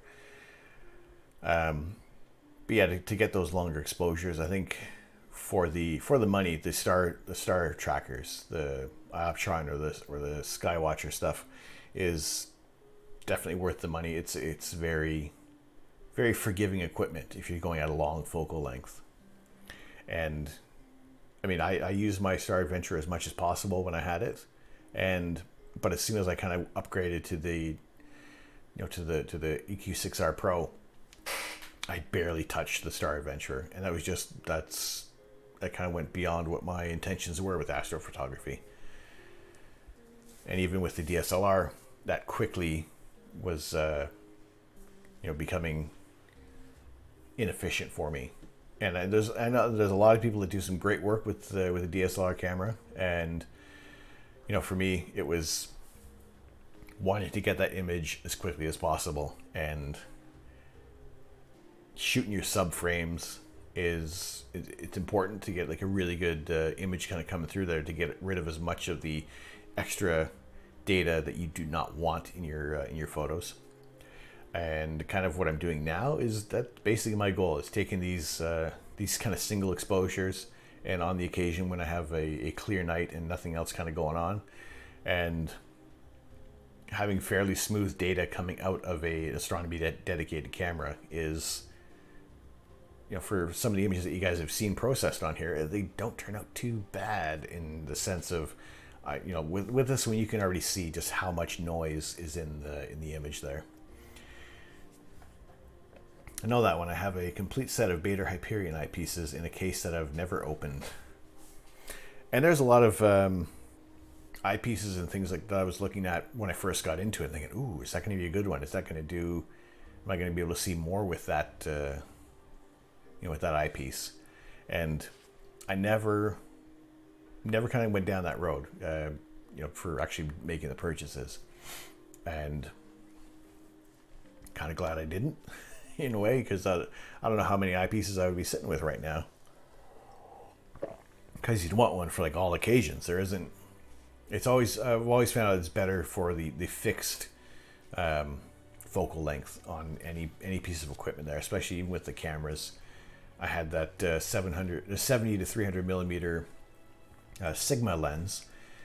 It was all right. It was fine for what I was doing, but as soon as I switched over to the 72 ED Skywatcher with the fixed focal length, that there's less elements in that glass to be able to interfere with any of the image there. And even looking at similar focal lengths with the Sigma and the 72 ED, the telescope is going to win all the time. So while it's good for when you're using your camera lens, your kit lens for things, it's harder to compare it against the telescope, which is its job is to focus at infinity. Whereas with the camera lens, it's more for your terrestrial photography, where you're going to be a little more dynamic with the focal lengths that you're shooting at there, and it can be more forgiving because you're in a brighter environment as well. Whereas we're not trying to pick up, these photons from thousands and millions and billions of light years away, and having to add that integration time.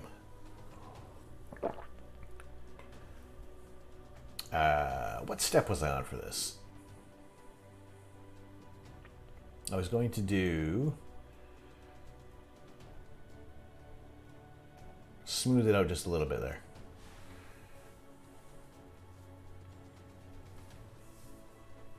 Just to see what we can pull out of this image.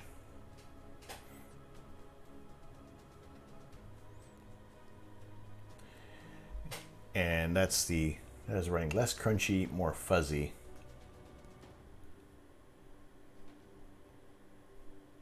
And that really just that doesn't really smooth out a lot of this. A little bit there. You can see it in the horse head. A little bit of smoothing out there with.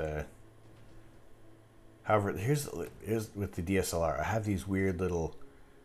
This also might have been a satellite or a plane rolling through here as well, but these consistent marks. I gave up on astrophotography when I moved 8 years ago, but modern filters have allowed me to get back into it and empty my wallet at the same time. Yes. I mean, the dew heater system was a little bit of a Weight Watchers on my wallet there. However, we're going to be able to image longer with this. A lot of the filters that I have bought have been fairly measured purchases, and hopefully that they're going to serve me well for other targets. There's still a lot of area of the night sky that I haven't been able to image, just due to clouds or trees or homes, and just to be able to control as much of the environment as possible. In this country, dew control is a must. Yep, and I learned that early on with even just shooting with the camera on the Star Tracker or on the Star Adventurer, that I was wondering why the image of Andromeda was getting dimmer and dimmer. And I check on the lens, and sure enough, there was dew forming. So the next day, I managed to get a USB powered dew heater from Amazon, and that one served me well that worked out just fine. But now I wonder if I'll still be able to run it, because I didn't get a dew band for the 72 ED right now. Partly because they didn't have any in that size. So I might be able to power that with an external source. That could work out for a little bit there, and just do the job for now until that next one is in stock. But that is a quick purchase. That one's a nice, easy kind of item on the wallet there.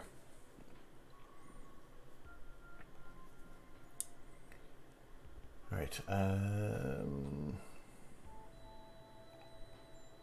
Oh, I hit a button. No, we're good. Let's run this one. This version should go quicker. It may not. I don't know.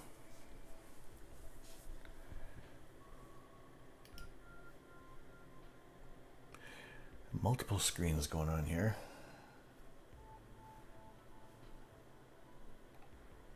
We'll switch over here just for a hot second there. For those who may have just come into the stream, we are almost 2 hours in. All right. Did not expect that. I was thinking, yeah, we've been doing this for an hour.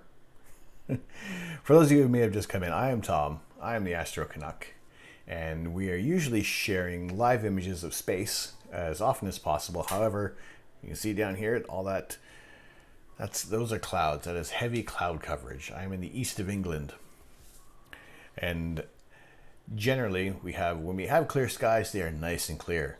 But most of the time, there's a lot of clouds. So this is a difficult hobby to be getting into, but it is rewarding when we do have clear skies, and we have a lot of fun here taking the images of the night sky and just generally talking about astrophotography, astronomy, any kind of questions that we have.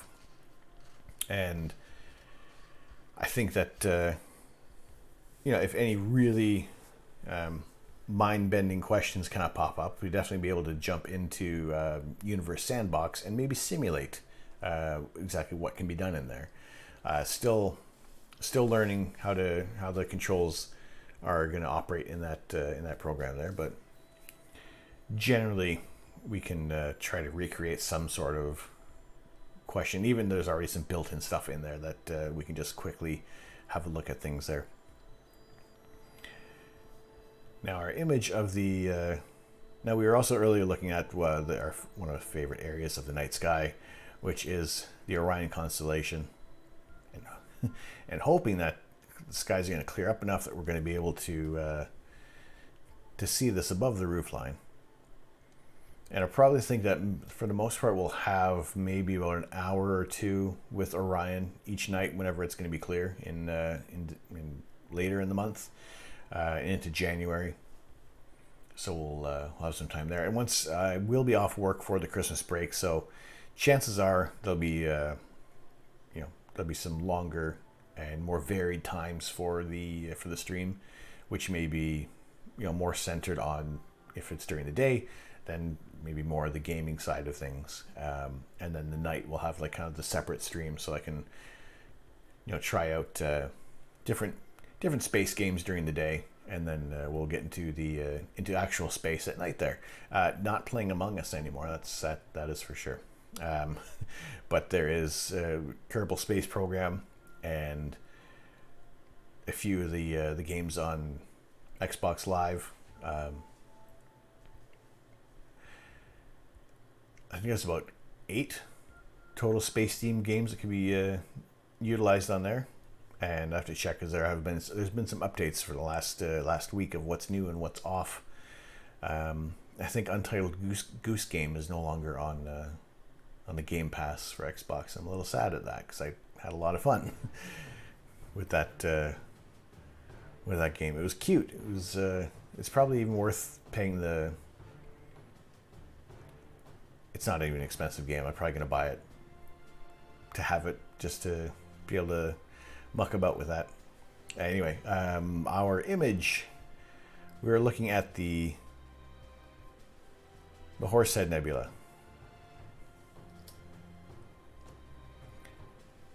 The Goose Simulator, yeah. I don't know if it's. I saw that it was leaving the Xbox game, the Game Pass. I don't know if it was off this week or next. But I was playing that. I had a lot of fun with it. It's a cute little game.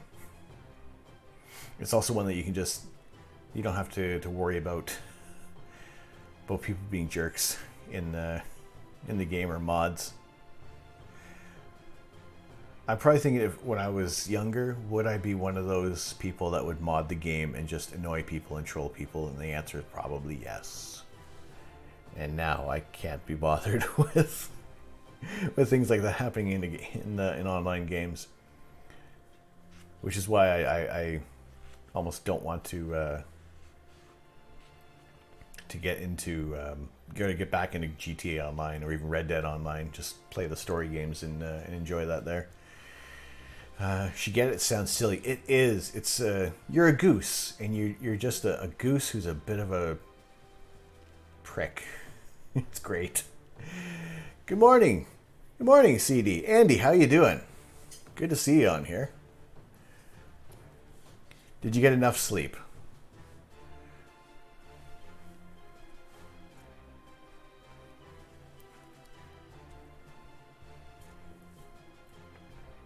No, we never do. Never do. Like I said, I was probably planning to go until midnight, but who knows? It might be longer. And I probably won't even get to bed until about 2 in the morning anyway. And then up at 7, let the 3 alarms go off and finally roll out of bed at 8:30 to get to work for 9. So it can be worth it for the night sky. However, I have all the clouds. At least you had clear skies in Australia, so that was actually cool seeing some of the southern targets kind of coming through live on your scope there. That was I was glad to catch that during the day. Driving to work now. All right, drive safe. Enjoy. Thanks for stopping in there. Are you physically driving to work right now and you have the phone going? I mean, you're half a world away. I can't admonish you for that. But yeah, we're under clouds, so it is a random kind of night. Just kind of just pulled over and on the phone. That is very responsible of you.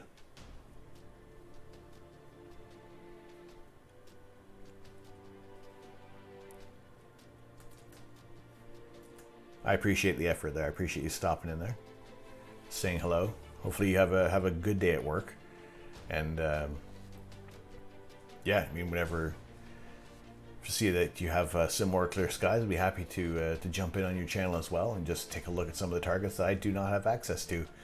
I do like how the Orion constellation kind of unites us as well. I like that that little bit of we both have it, you know. So we'll share Orion, and then we'll take a look at other targets there. Still really windy. Yeah, I mean, I love everything that kind of goes on with the Clear Skies Network, and everybody who kind of jumps in there and giving it some variety and options for astronomy and astrophotography. Ours is upside down. Maybe ours is upside down. You don't know. Hey, Paul Rowe. Early night for you. All right, night, sweetheart. All right, Paul. Take care, brother. We'll catch you on the next one. Have a good snooze, and we will relax, rest your shoulders. Can't wait for more Beat Saber.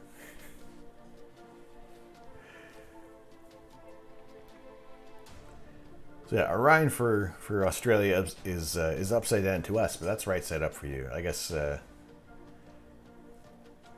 it's all perspective. It's all the same target there. Gonna get driving. I'll lurk in the background. No worries, Andy. Thank you very much for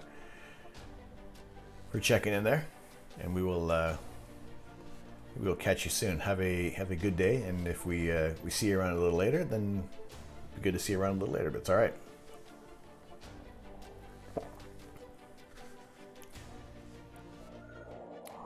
So back to our tangent, which is like I said, this is not the focus of the episode. There, this is a mixed bag. It's just general chats about astronomy, and that action wasn't too bad. It pulled out a little more detail. Kind of, I mean, it's noisy, so it might be confusing some of the larger bits of noise in pixels with stars.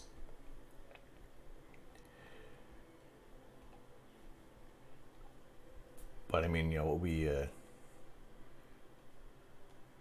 what we come from, actually, overall, that does look a little smoother, because really we're just amplifying a lot of that noise. Those the trails, the satellites, and the planes are getting brighter there. I think it's got to be a plane. I don't know. That was about 200. No, they have no. That's 1:1. So that is 450 millimeters. That was before the reducer was put on there.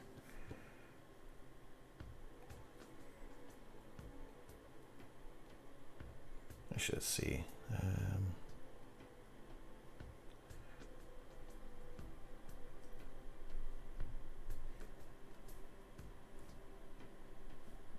Yeah, that was with that's at 450 millimeters. There was just a flattener on there.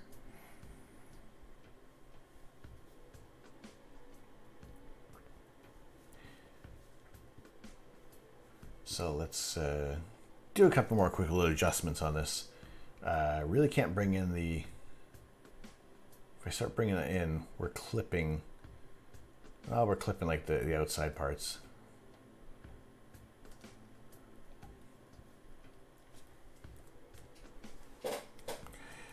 That's all right. We know the business is right in the middle there. That's what we want.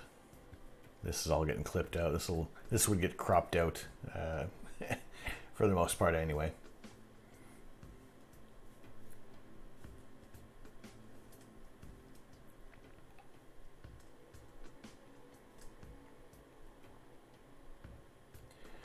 But yeah,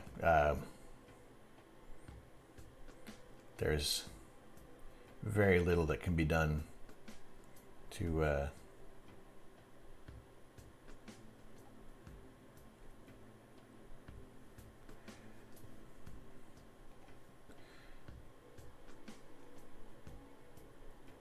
let's see, we can throw that luminosity layer on top of on this one here. Tidied up just a little bit. But anyway, that's 15 minutes with the DSLR camera. I wasn't expecting anything magical to be coming out of there, but at least kind of seeing that that area of the night sky. I can't wait to be able to image more of Orion and our image area with the Ritchie-Chrétien telescope and the ASI 533 is going to be. This is what we're going to see. This is the area that we're going to capture once the skies clear up. And once the Horsehead Nebula kind of comes just above the roof line, that we'll be able to catch these targets. Now, I do wonder. I can probably get some blocks to put the telescope up on. However, at that point, I feel like I'm creating a bit of an unstable structure. And as much as I like to be able to capture Orion a little earlier, I would like the telescope to be on solid ground as much as possible.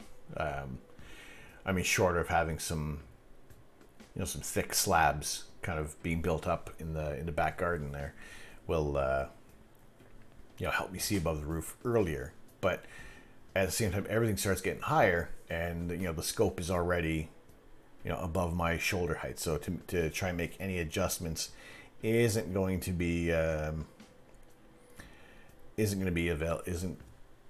practical. I mean, it's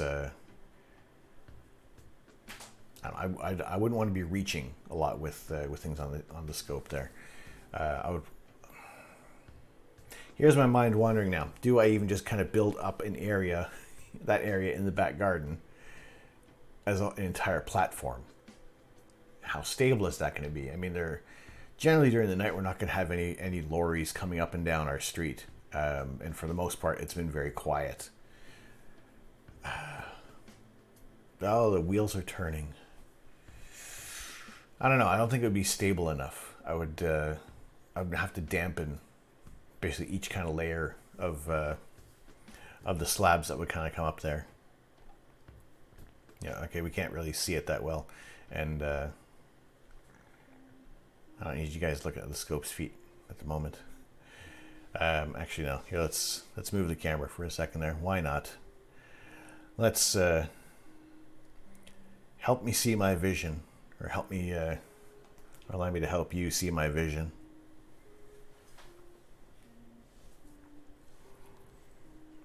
Unless there's like, unless the garbage is blown out there. Right. So, this area right here is a tiny little bit of garden. And our previous tenants were were nice enough to just pave over the entire back garden. So, it's solid out there for the most part. I just got off the phone with my local telescope shop, decided to sell stuff separately because different people want different parts of the whole kit. So finally I'll be able to pay for the new scope. Excellent. Excellent. Good to hear. So get all that sorted out. It's nice when a plan comes together.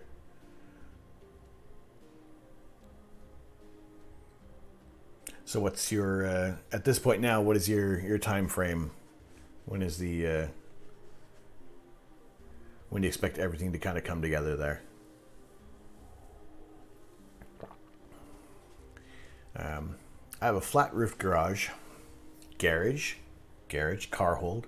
That would give me almost 360 degrees of open sky, but I wouldn't even bother trying it. Yeah, as soon as we kind of start putting scopes on a roof, on your roofs, on your roof, as soon as we start taking off solid ground, it gets a little scary. And like I said, short of building like an entire platform, and I would probably go up maybe 2-3 feet there. Hey, Mojo Jojo, thanks for the bits. Appreciate that, man. Thank you very much. Good to see you back in here. How are things? Hopefully by Christmas. Not bad. That'd be all right. It'd be good to get back out imaging there. And you can feel that you have that draw as well, right? You feel that you want to be out there imaging as much as you can. Crap skies for 30 to 45 days. I feel you. I really do.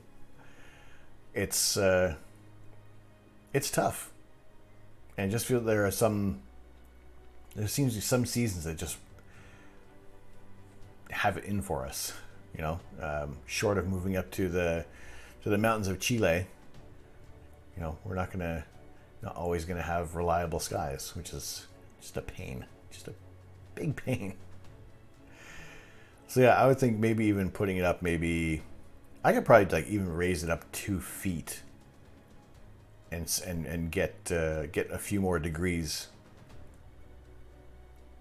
If I was able to have a platform there, you know, probably not. I think at that point, like I would think like you put like a slab and put like a rubber membrane, another slab, more rubber, slab, rubber. You know, just trying to dampen that as much as possible. And really, I have the little dampener cushions, but I haven't put it on here. And the next maintenance period, I'm gonna put those back on there because I don't see them doing anything worse with things. And is that for the most part, there are not going to be any large lorries coming down the street at overnight. And there's a couple of people who like to race their cars up and down my street. But that's few and far between. It's been very quiet recently.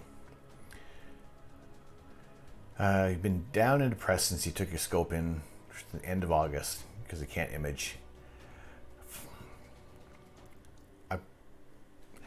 It stinks. I feel bad for you, man.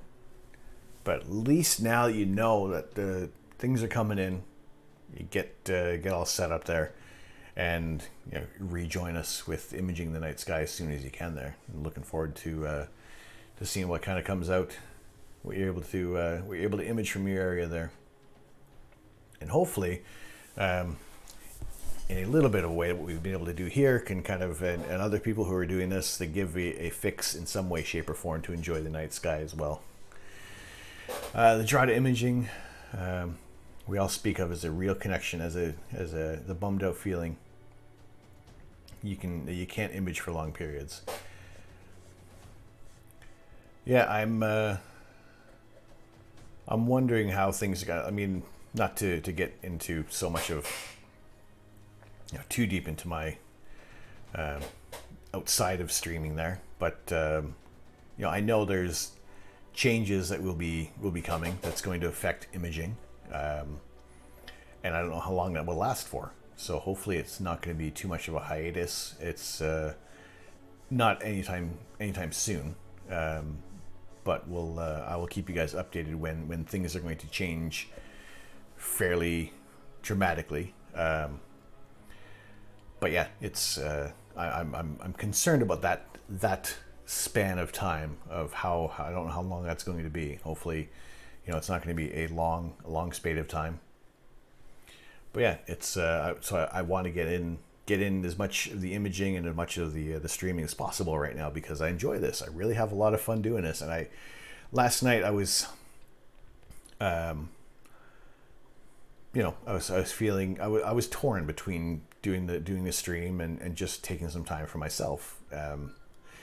And for the most part, I still feel like this is kind of time to myself, and sharing it with you guys as well, because I don't know, I enjoy it. I've really gotten into doing this, and I like the how the communities are, and just even joining in with just other communities, and just we're all in the same boat with everything that's going on right now. So just sharing that experience, and even just being able to forget about it and stop talking about the outside world, and just we're here, we're doing this is fun, this is it's and like I said, we don't know which direction the stream is going to go on these on the rainy day, the cloudy night astronomy days.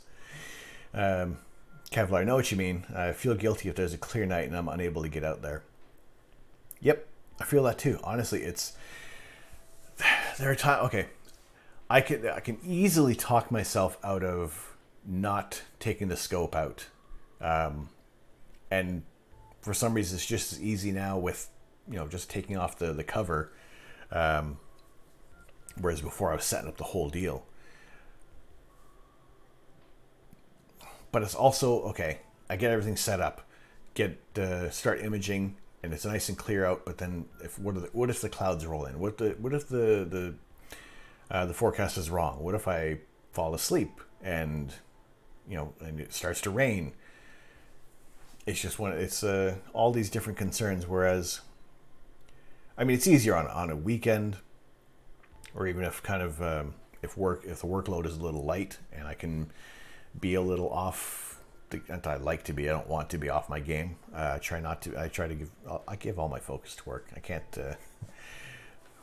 I'm a goody like that.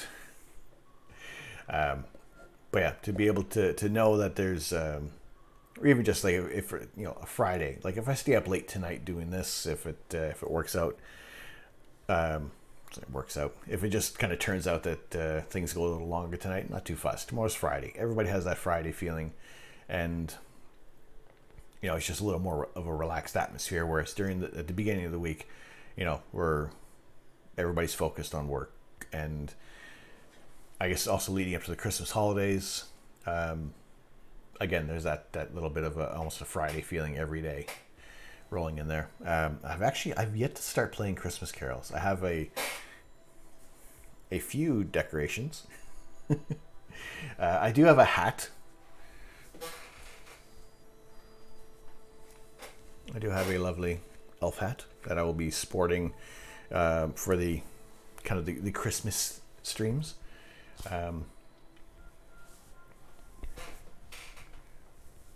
Also ready to go outside in the Christmas spirit if need be.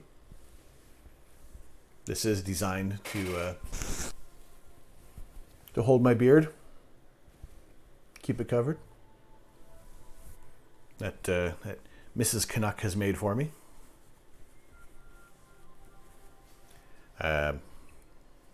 Whether or not I don't believe our Etsy store is available at the moment. But yeah, she makes those bespoke. My rule has always been that if it's clear night, I had to image and stream it because I didn't get into this for myself. I didn't do it to share with the world. Being more people, bringing more people in the hobby we all love, even if you don't want to image. Everyone loves space, whether it's a galaxy, nebula, planets, or even the sun and moon. Yep, I hear you on that as well. I mean, there were a couple of nights early on where it was clear and I just did some imaging, didn't stream. And yeah, I was like, oh, I guess I could have been streaming this. It's not as exciting as kind of when we're doing the 10-minute images. But yeah, I feel like I left some people out with things and probably won't do that much again. Whereas if I'm going to be doing a dedicated imaging session, then it's either going to be part of this and we'll have some other stuff to work on while the images are coming through. And with it being the Astronomy dedicated camera, even the single subs are going to look nice to kind of see. And then maybe we'll catch a satellite and we'll moan about it, or we'll catch a meteorite and we'll celebrate it. The stuff like that happens on Econ Greg's stream with him catching some meteorites in there, and being able to have that dynamic imaging session going on. Right now with the ASIR, I can't do live stacking with it right now. That would be with the Pro version, and that, like I said before, it's not on my radar at the moment to get that one. And I think that would be the biggest draw for moving to the ASIR Pro, would be able to do the live imaging or the live stacking on that there.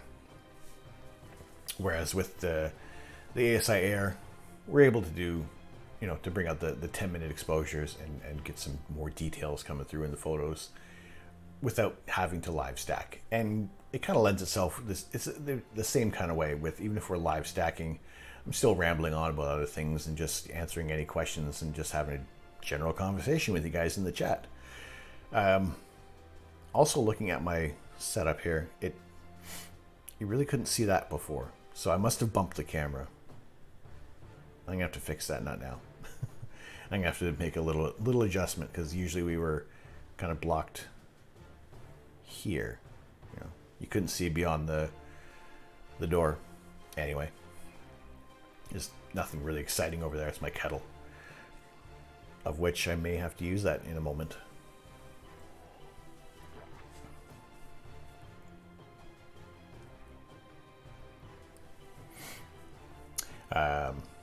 Kevlar, unfortunately, my accountant reminds me that my business pays for my equipment, so I do have to keep him happy, unfortunately. This is true. We are, there's certain limitations. I mean, people, you don't have to spend a mint on equipment, but if you want to, that is totally fine. I would love to be able to drop some more money on things, but at the same time, I like to be able to have a car and to have some food. But hey, it's again, everybody's gonna have different goals. Everybody's gonna have a different budget that allows for things, and that's everybody's own personal thing. But yeah, I think everything that I've accumulated for astrophotography has been fairly well calculated. I haven't really done any impulse purchases, because I really wouldn't like to spend hundreds of pounds on an item that ends up being a brick, or that just ends up sitting there collecting dust. And I know there's some people who kind of collect items of for astrophotography and things like that. And I think I probably think to myself, I probably wouldn't have more than like 3 scopes at a time. I say that now, and it's on video, but at the same time, I don't think I would have, unless things kind of change with the type of the mounts and the setup that I have. That I think ideally I would like to have an observatory where I have at least 2 imaging scopes available, and if it's in an area where you can have other people kind of coming around and do like a star party, so having okay, I guess 4 scopes, do 2 telescopes that people can look through, do some visual astronomy, so you can actually have an imaging session, but at the same time we can look at different areas of the night sky. Kind of getting, just being able to have like that, not a mobile star party, but that would be kind of cool too. But to have just an environment where it is, it's dedicated to astronomy, where you're we're looking at the night sky in many different focal lengths. Using binoculars, using larger Dobsonian telescopes, some other go-to scopes that can that can work out for visual astronomy. Everything I buy in AP-wise is a calculated buy that has been pondered for months. Do I need it? Do I want it? What will it do for me? What will it do for me that I can't do now? Also, is it worth the price? Some of the gear costs are insane. Yep, I agree. It's I can look through a magazine or see what other people are doing and think, oh yeah, I'd like that. I want that. Look at the price tag. Oh no, I like my kidneys where they are. That's just fine. But yeah, I mean, there's other areas that I think would be other different scopes and things like that. I think would be cool, but be totally impractical for what I want to do, and even just for my little back garden, the setup just wouldn't be practical at all. So yeah, it does seem.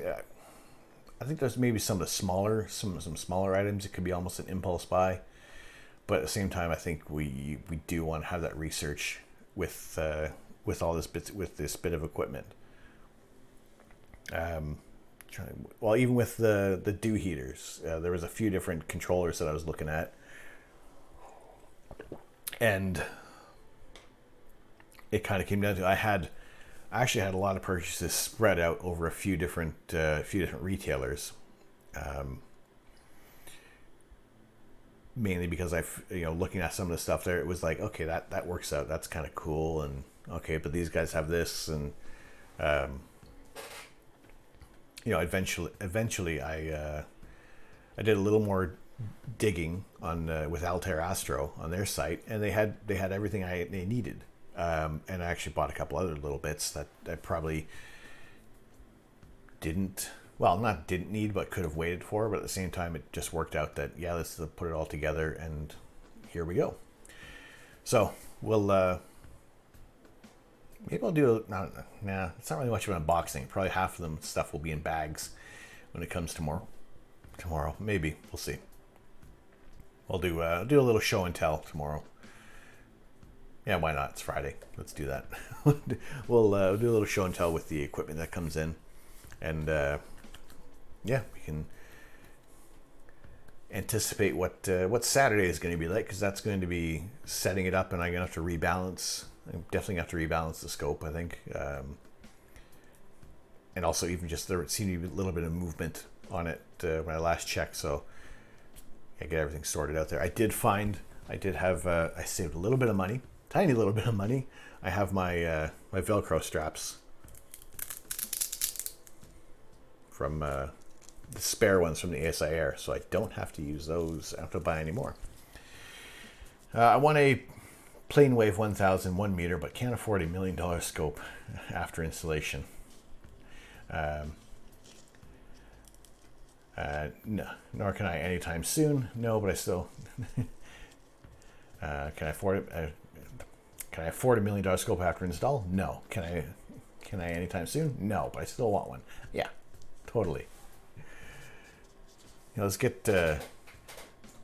Let's throw a very large telescope in the backyard, or can I fit will the neighbors protest to the giant Magellan telescope being relocated to my back garden? Kevlar, you got 5. That covers me for pretty much everything, including solar. That's another thing I want to do, is get a solar telescope as well. That's another cost. There's so much out there with everything else solar, focal reducers, etc. I can image most things. I could get better equipment, but I just remind myself that the Bortle and seeing rating for where I live, and I'd probably be wasting my time. yeah, that's the other thing. It's just the how much equipment I'm buying is also measured against how many nights I have that are clear. And I think for the dew heater system, that was a matter of, we're in the UK. It can be humid. I mean, our national flower is mildew, so we want to be able to combat that as much as possible and be able to image longer. So this was I could get a really nice hydrogen alpha filter for almost the same price.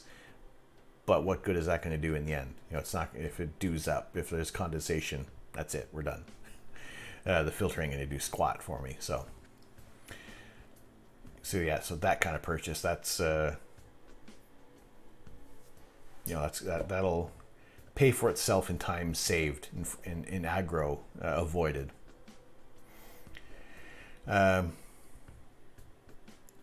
With Thurrock, solar is a goal. You have to get a CDK first, and then a lens solar scope. Is about the same price. Yeah, so it's weighing what's what there. National flowers mildew. Hey. I heard that one long ago, and it's stuck, and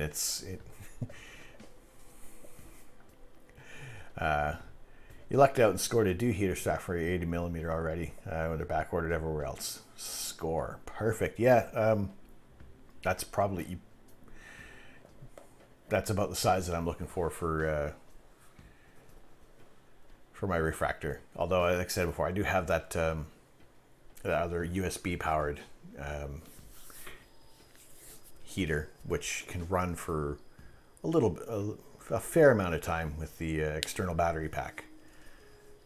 We'll be able to kind of power that until a dew band comes in stock, and I can just plug it in, and that should work out all right. Living in the Pacific Northwest, so dew is inevitable year round. Yeah, there's very few places where, although if you're in an area where you're not susceptible to a lot of dew, then probably you're going to have like more dust particles in the air, and that's going to affect your seeing. And there's always going to be some sort of trade-off. Short of being able to build an observatory in the upper atmosphere or alongside Hubble, we're always going to have something to deal with, something to contest, something to piss and moan about as well. And that's also part of the fun, is sharing. Here's my gripe. My gripe is just as important as yours. Let's hear it. Let's have at it. What do you hate the most? What do you hate the most about the hobby you love? Terrible forecasts. Spiders in my beard. Although not having tomato plants this year was a large improvement in not having spiders in my beard. The costs. Yeah, that too. That too.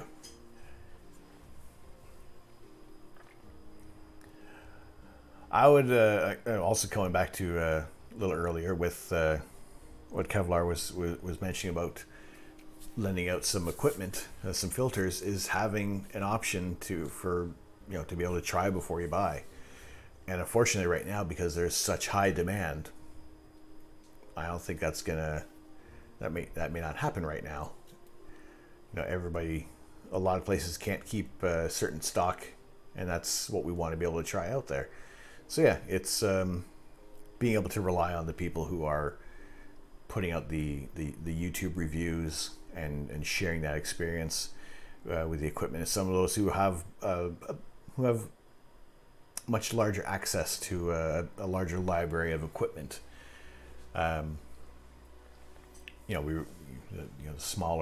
The people who are just kind of getting into this rely on the honest reviews that are coming through there, and I think it's generally helpful with people I wouldn't want someone to waste their money, and I would really hope that anybody else who is kind of reviewing a piece of equipment that I'm interested in isn't going to give me the runaround or try to sell it to me, where you're giving an honest review and here's the level of what you want where you're going to be at, here's what you're going to get out of it, and here's all the problems. So Yeah, it's those honest reviews that I really rely on for to getting the good information and making sure that I'm happy with the purchases. BRB PC wants to restart and update. Fair enough. We'll see it in a minute there. My PC was saying, "Oh, we'll restart tonight." I'm like, no, please don't, please don't, delay it. So I have to remember in 5 days I need to push back my update another 5 days. Pardon me. And stock for most gear is so low everywhere at the moment. People are selling gear on eBay for stupid amounts on the back of it. I've noticed. Yes, I've seen that too, and even in general, also for equipment for streaming. There's some of the webcams that people use that are the popular models are going for like 6 times the price. That people are just absolutely trying to make a mint on a single object, and it's tough. I mean, for the most part, I've been able to kind of Mickey Mouse my whole setup on a very minimal budget in terms of streaming. Like when I was getting into this, I didn't want to spend a lot of money because I didn't know if I would like it. To be honest, I really do like it, but at the same time, with the equipment that I have, it all works out really well. My capture card for the camera, it was 11 pounds, if not 15, no more than that. Whereas other people, there's other capture cards for cameras that are like 150 pounds or more, and there's like marginal benefit to that. I mean, I think for the most part the video looks all right. I'm running a 720p. I'm not pushing the equipment that hard at all, I don't think. There are a few times when it says the encoder is overloaded, but it seems to have calmed down for now. It's also, I'm not doing a lot of other stuff going on, so it's just this part right here that we have to process. But yeah, there wasn't a lot. It was a lot of just kind of everything else that was kind of lying around. So yeah, trying to keep costs down for astrophotography as well is tough, because it's the stocks are low. People are snapping it up as soon as it comes in, or even before it comes in. They basically try to have dibs on items there. So when I was actually even looking at the stock list for all the dew heater equipment, and seeing that it was in stock, it was kind of one of those things like, maybe I should wait another couple of months to kind of get it, but at the same time, do it now, and it's done and over with, and we're able to get things going. It was at a decent price overall. I think I spent, in the end, what my original budget was, I probably went maybe 50 pounds over budget, which is not too bad. I mean, I got a little more than I thought I was going to, and yeah, I think it's going to pay off. And I did add because the original dew controller I was looking at had a wired connection, which I could control the dew heater through the laptop, but Altair Astro didn't have that. They had the Pegasus Dew Master, which also had the optional sensor that you could add onto there, which would basically run your dew heaters, or turn them on at least when it had to. So I went with that. Well, not so much of a spoiler. It's a bit of equipment, but we'll look at that stuff tomorrow.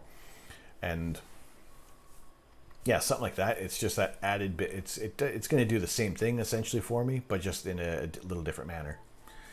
So we'll see how that goes tomorrow. I got a couple Logitech C920 HD webcams when I used to stream before realizing I had a face for radio, so I never used them. Fair enough. I mean, if one were so inclined, you could make probably 12 times the amount back on that if you're going to sell them. But that's you. Whatever. Yeah, it's yeah, those ones are they're going for quite a bit there. But ever since March, the prices on webcams doubled. Yeah, it's so many more people have got into streaming, and for the most part, I think there are a few people that I've seen online who've done fairly well for themselves, and at this point now they're kind of in a position to kind of do massive upgrades, and that's great. I think that's amazing that people have been able to kind of carve out their own little niche in the massive world of streaming. Looked into it recently for streaming as well. I use my old DSLR. That's what I'm doing. I'm using my Canon DSLR. Possibly that the sensor size is, that may be a thing that's causing a bit of issues with encoding for me. Is it's working with a larger sensor.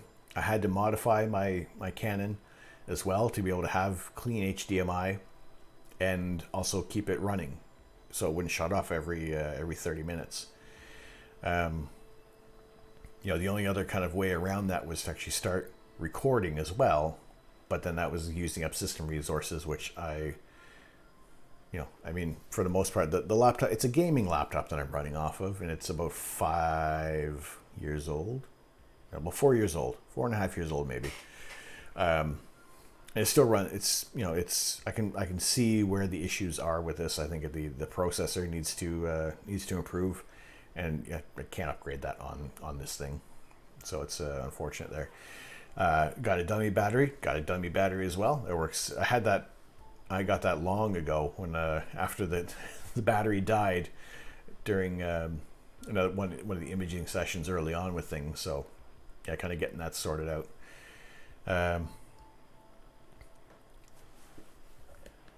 Not having to change, not having to fumble with batteries, in the middle of the night when it's cold was a bit of an advantage there. Canon put out a webcam software for the cameras. Did they? I haven't seen. I think with OBS, early on in the streams, I don't know if I have those VODs saved, but yeah, my camera would turn off, and it was much closer, so I have to restart it there. But it's much farther away now, and there's no auto. I turned off the autofocus because I didn't know how glitchy it would be. Hopefully it won't be overkill. I mean,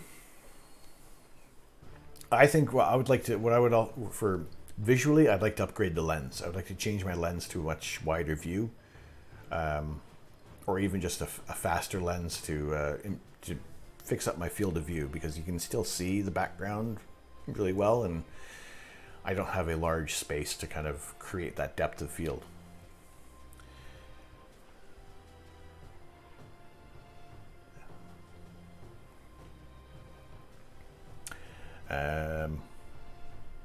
What processor are you running?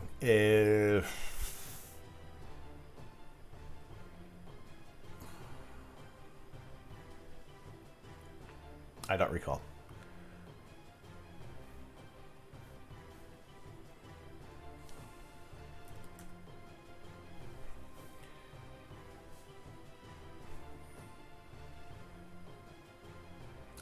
It is a i7 2.7 gigahertz Intel.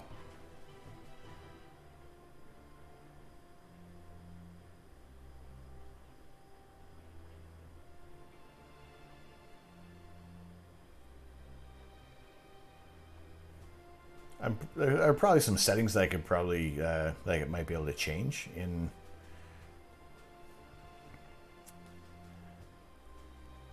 OBS that might actually improve.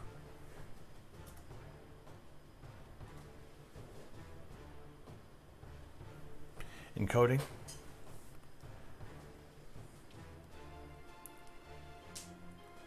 The Canon webcam has been out for a while.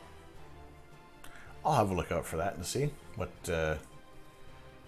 how that works. Although at the same time, I think if I'm adding more steps, it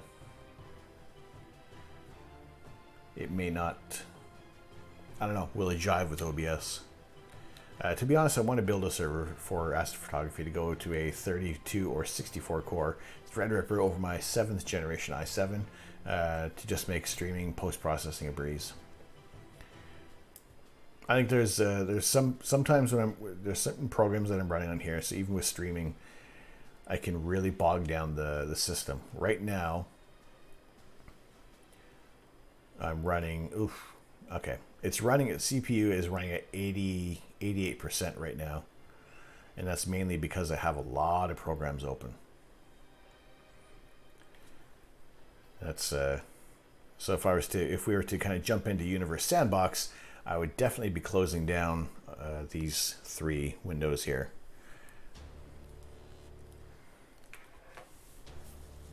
Tag in a link in Discord. Generally, they say it works with OBS and well as tons of others. All right, cool. Now, also maybe because I have YouTube open, that's Firefox is eating up memory. I need to put a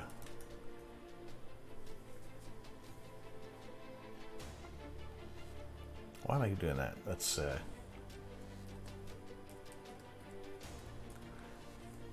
put the bot to work.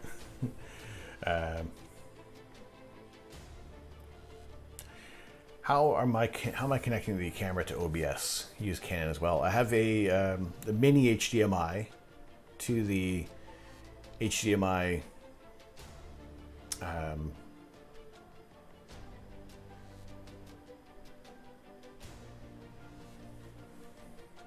to the HDMI to the encoding thingy, and it just goes into the from that into the USB, and that's about it. If I had, I can't really have any access to it at the moment.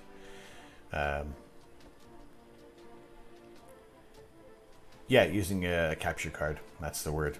Jeez.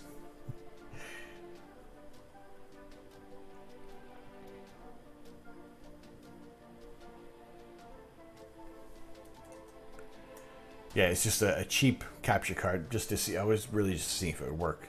I looked into that as well, but I don't have any more HDMI ports on my PC. Well, it doesn't connect. It doesn't connect to the HDMI ports on the PC. It's a USB, so it's an HDMI to USB 2.0 for this one there, because it's it's nothing fancy there.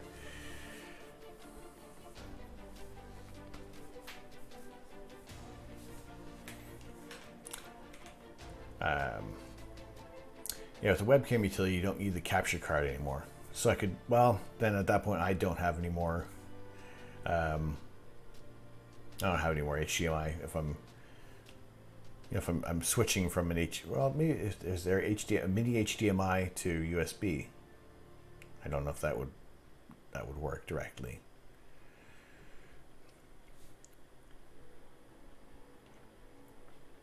So with a normal data cable, and work that with my webcam utility. My cable should arrive next week, so I'll see how well it plays with OBS. Be interested to see how that goes there. I always like to be able to see how other people are kind of doing their setups. I think there almost isn't. Well, I guess there is. Well, to just be able to peek behind the curtain, just break that fourth wall, essentially. Break kayfabe, whatever you want to call it there. And I'm not running a television studio or anything like that. It's not pure magic.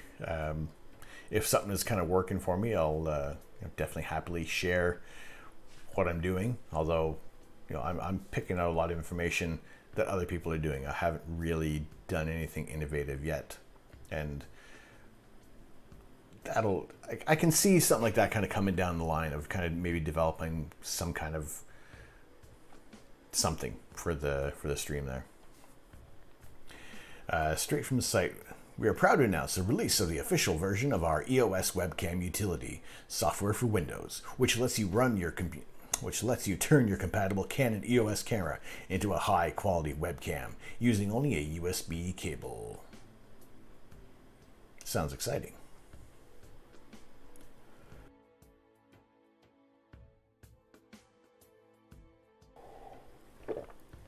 Excuse me.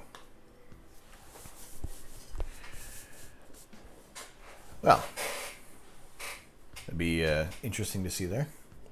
Your voice is perfect for commercials. I've had a lot of people say that, and I don't know about getting into things like that. I like to do voices, but I think they sound. People laugh. Happy with that. You're counting them down. We're proud to announce the release of our official version of EOS webcam utility software for Windows, coming in next with Funky See Funky Do with I Do Believe We're Naked.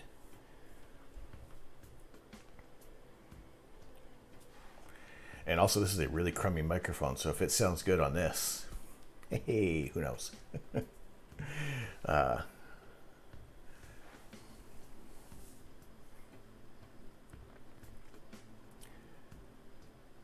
I guess if Halloween rolls around, maybe we'll get we'll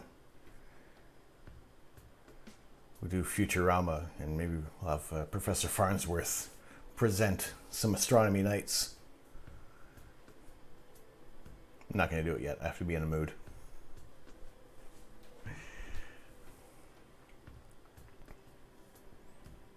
Although we've missed Halloween. Although I started on the end of Halloween.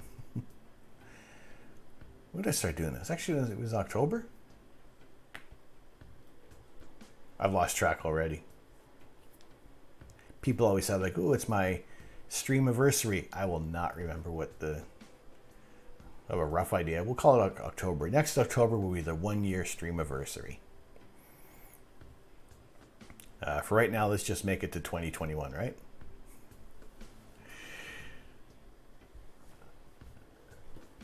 So yeah, we'll jumping back to the remnants of our Horsehead Nebula. So it's a 15-minute image. There is only so much I can do with this. But we'll call this one done for now. Let's see, can I adjust the... That's not what I want. I want to do color balance. Let's fix... Oh. I'm looking at it on 2 different monitors, so it's coming out really weird. Highlights, cyan. Anyway, tons of little changes I could do on that there, but it was really just to see how much data I had on this, and the data was not sufficient enough on this one here. So we this is like the only opportunity I had to capture the Horsehead Nebula, but also being able to see what's going to be able to possibly come out of the ZWO camera. I think that's looking really promising to be able to see a really cool shot of the Horsehead Nebula and the Reflection Nebula in here. That we're going to be able to get some really cool shots coming out there in the next, well, hopefully maybe the next 48 hours, if the if the weather is going to hold up for us, because we'll be sorted out with power. We'll be able to have the scope running again. And we'll have the dew heaters on the scope, so we're not going to be able to, or not going to have to worry about any condensation building up and kind of ruining our night, because Saturday night is going to be cool. And what do we got for Saturday's forecast? Is going to be 4 degrees, feeling like -0. Just call it -1. Anyway, -1 with the dew point at 3 degrees, 2 degrees. So yeah, it's going to be frosty and condensed.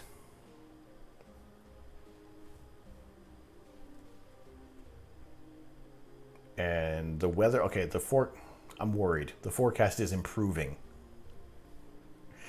This is the cynicism that kind of builds up with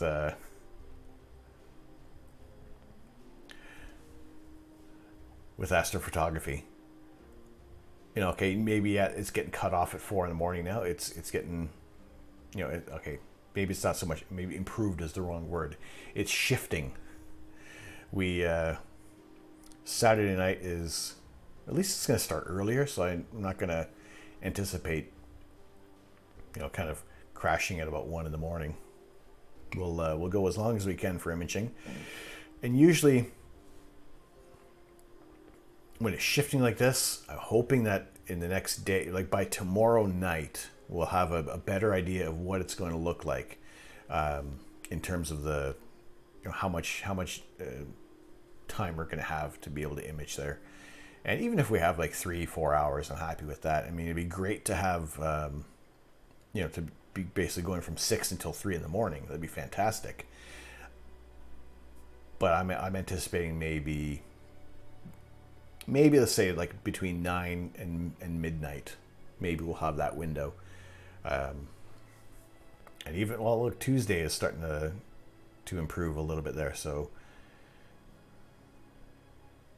we'll see. When Monday night, sometimes you might be able to luck out with the weather. It's a little windy, but I mean, we have some low clouds. Fingers crossed that we're going to have some decent weather coming up when it's been looking pretty grim. And I know a lot of other people are, you know, not in a great spot with weather. So hopefully we can kind of continue things, you know, and be able to put this whole project to purpose, right? And be able to image the night sky and not have to worry about all these clouds, all this wind. The trees are staying. The trees are not going anywhere right now. I think if I was to, okay, I was going to think about trimming this area right here. However, there's a bird's nest there now. I'm not going to be cutting that down now. I don't want to disrupt nature. So through compassion of nature and other animals that are much smaller than me, I'm not going to be cutting that area down. So we will deal with that. That's fine.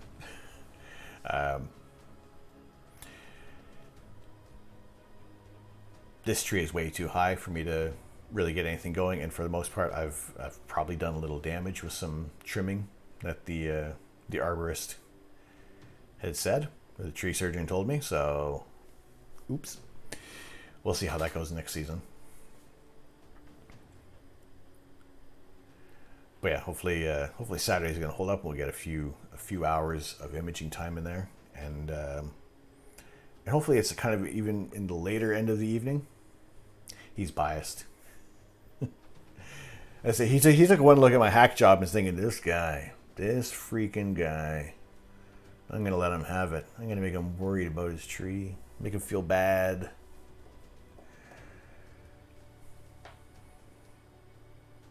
Yeah, that made me feel marginally bad. I mean, if that tree were to fall over away from the scope, oh dear. We'll build a new tree eventually. Stronger, faster.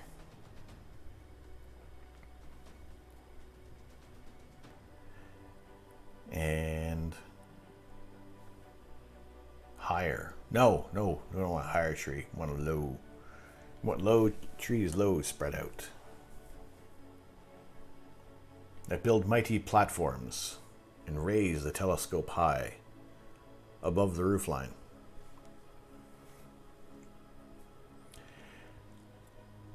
Astro Anton, how are you? Is Celestron the only ones that have a way to polar align without Polaris? Feels like I'm limited to them only. I don't have a clear view of that star. Thanks. I'm using the ASI Air, which you can do polar alignment without kind of being getting a clear shot to Polaris.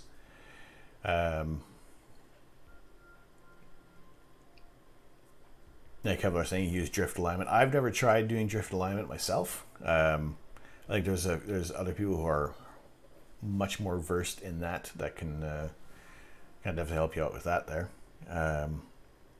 And also, I use a Polemaster, a QHY Polemaster to do my polar alignment. As far as using that one for without a view of Polaris, I would have to look into that. But yeah, with the ASI Air, I believe you can do the plate solving with that there, and it will kind of get you aligned.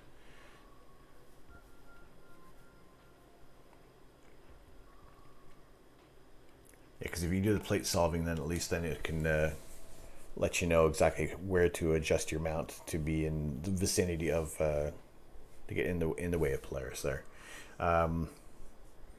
I haven't personally used Celestron's equipment to do a polar alignment there, so at best I can just kind of let you know with what I've been using, what's been successful on my end with the equipment there.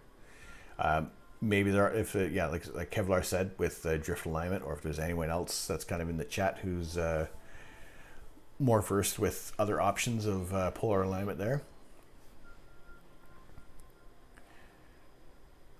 then hopefully we can kind of sort it out with that there. But thank you very much for tuning in there.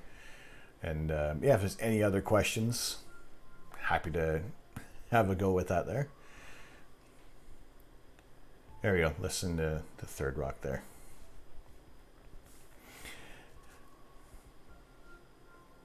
First thing, appreciate it. Thanks for coming in there. We're usually we are taking live images of the night sky. I am Tom. I'm the Astro Canuck, and when the skies are clear in the east of England, I'm shooting live images of space. On nights like this, when we're clouded out, we're just kind of having just a general astronomy, astrophotography chat.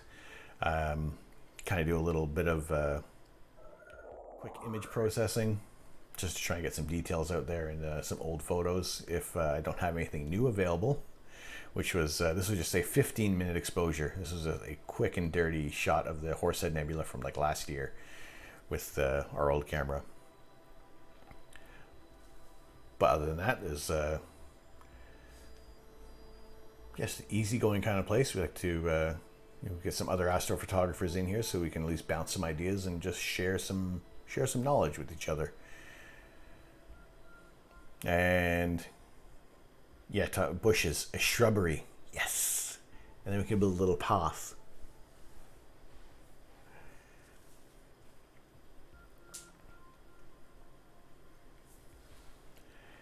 But yeah, if like I said, if the trees can fall down and away from the scope, oh, it's sad, but we will rebuild our trees later. Try the. So you reply to your experience with ASPA is don't use it, because after you do it your model, then you go out and adjust the ALTAS requirements, you've ruined your star model. I tried it on my AVX. It worked only if plate solved because I refused to rebuild the model, and so instead I started using the SharpCap Pro to do my polar alignment, but I do have a clear view of Polaris. If you use something like the PS Align app to get a rough alignment using your phone, etc., then use Drift Align in PHD2. You should get good alignment pretty quick. You can cut that tree in your way, but I can't cut the house in mine. I feel you. I barely have. I'm just able to clear to get a good position in my back garden to clear the roof to be able to see Polaris. My neighbors behind me there are adverse to me knocking down the house. to take down, to do a trim on my trees. I don't want to fell them. It's 300 pounds to do the trees. So I opted to sort out my dew heater situation instead, which was roughly about the same price. So let the trees stay where they are, and we'll be able to image longer throughout the night.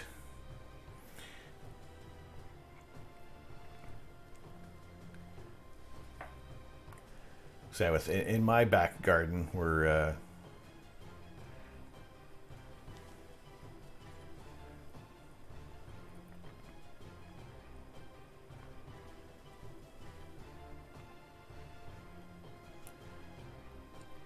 my scope sits in probably the only spot that has a view of Polaris that isn't going to be blocked by my trees or my own roof line or my neighbor's roof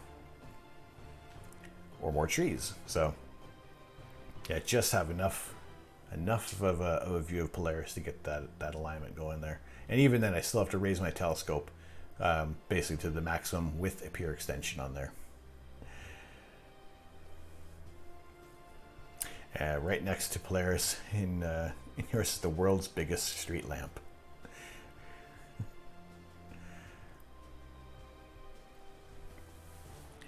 If I could come to the UK, I cut trees down just for free. If you're ever in the area, let me know. We'll get that sucker sorted out.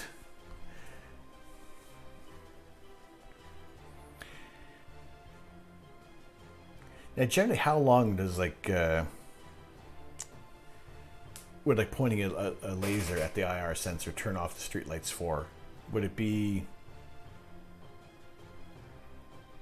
would it be long enough to muck it up for like a few minutes, or would it be a half an hour or so? I have a much better view from the front of my house, but there's a street light very close that I'm sure it's visible from the Orion Nebula. It's turning into a red giant, I'm sure of it. I have when we upgraded, when our town upgraded to LEDs in the area, it seemed the first one they did was out front of my house, which just blared right through my bedroom window. And it's the combination of blackout curtains, black paint on the windows, a sleep mask, a tent, and another brick wall is finally being able to filter out that light coming through there.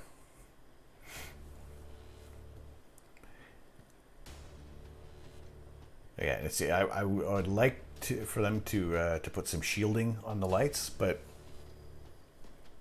it's a tough battle with the council to be able to get them to really act on anything, which is unfortunate because, again, it's one of those things. It's just cheaper to throw those lights in, and that's it. Job done. Everybody's has cheaper energy, but it's bright and annoying. And even the business that's around the area of my house, they have even brighter street security lights that they've installed recently. So even more light pollution is being added. So, and they don't turn theirs off. That's like the one light that stays on 24/7, which is really annoying.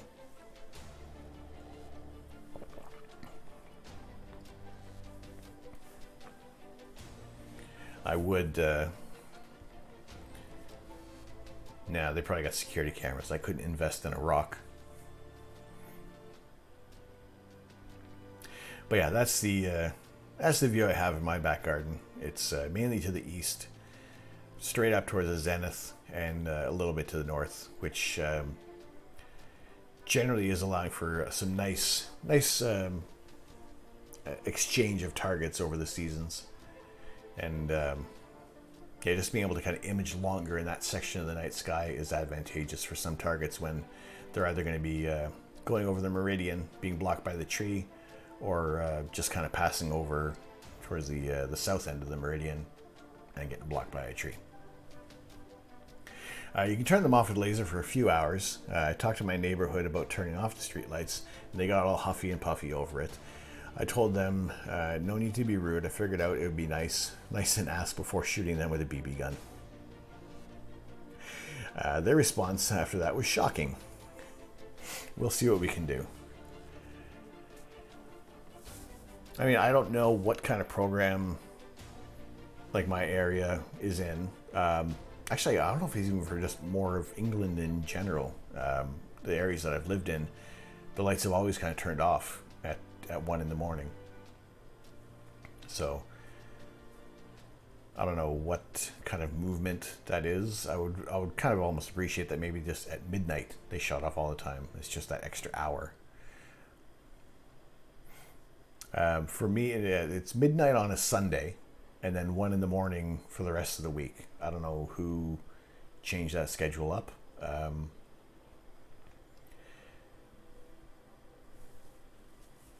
I would be more adept to being shot all the time, every day of the week, turning off at midnight, so we at least have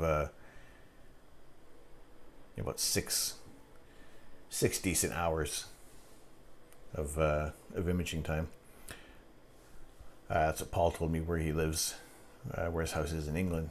I think I want to say even during when daylight savings ends, or when it's on, when we go forwards, I think they end up turning off at about close to midnight. I don't think they adjust the time on the street lights there. The one on my street is on all night. It's not a main road either. It's a small house cul-de-sac, or small 5-house cul-de-sac. There is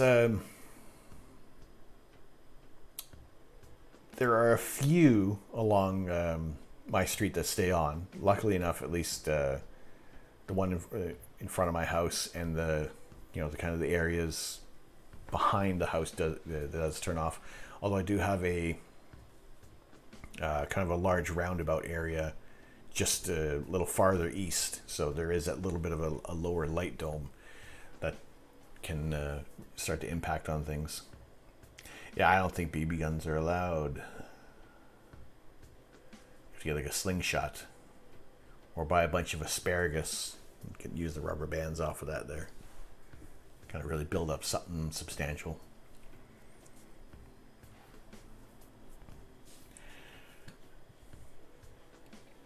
I was going to make a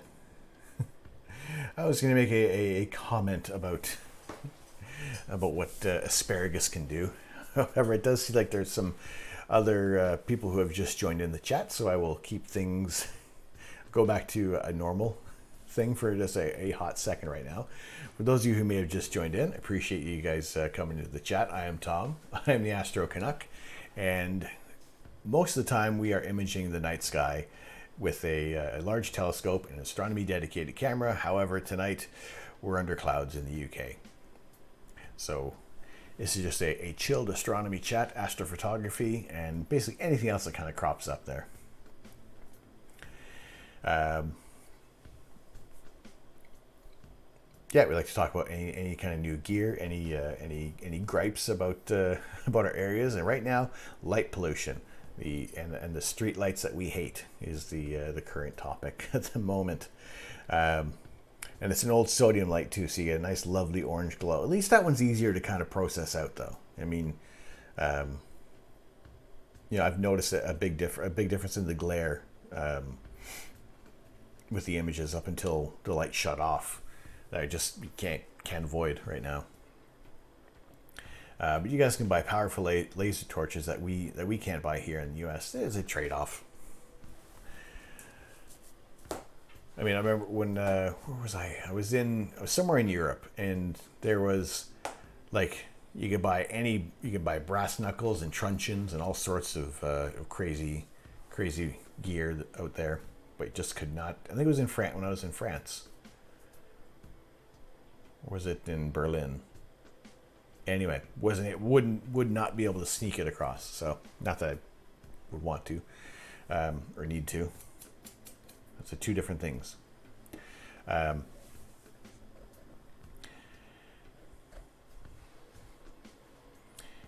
You go wicked laser, slap it on a tripod, aim it at the sensor,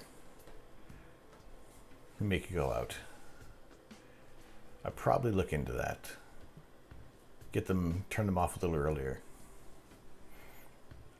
Although then everybody will be talking about, ooh, there's that weirdo who's pointing at the lights. Oh no, coffee's empty.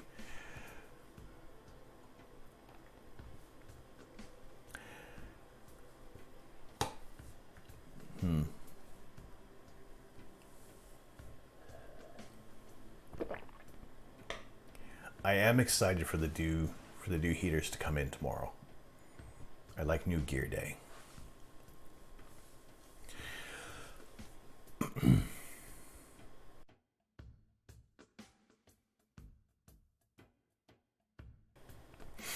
Unfortunately, I know my neighbors would be on the phone before daybreak to report the issue. Busybodies.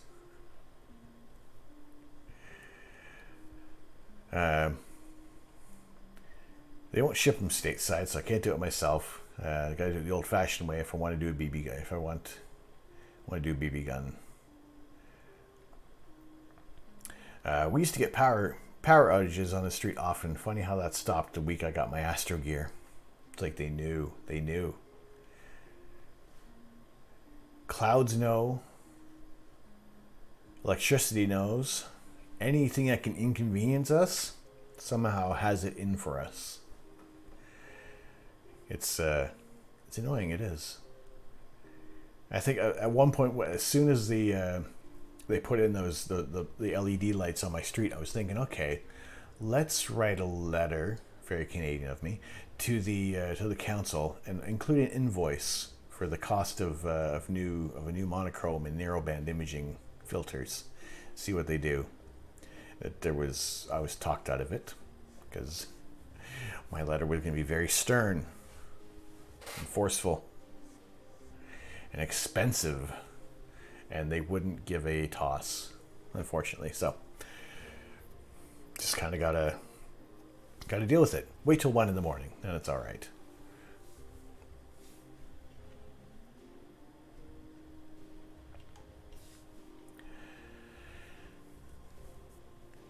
Swear the universe knows and wants us to stop. We're peeping on the universe, we're we're staring at all its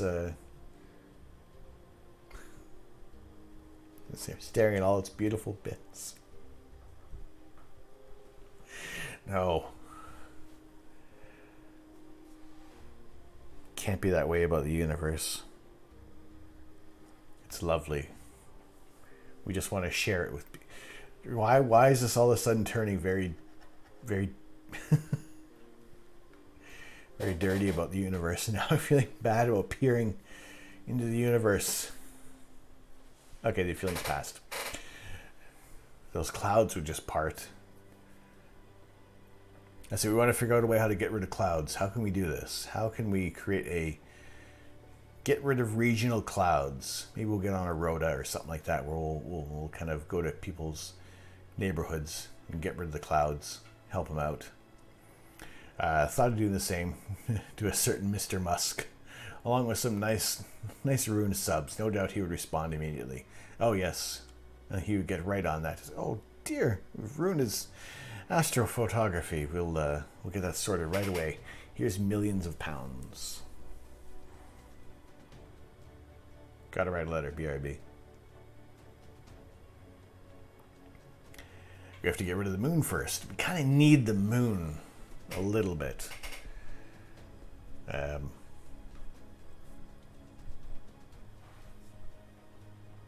Do we?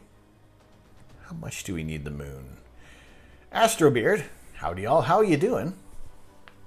How you doing tonight? Good to see you in here. Are you clouded out too? Do you have clouds in your area? If so, you're not entitled to compensation. You have to deal with it like the rest of us.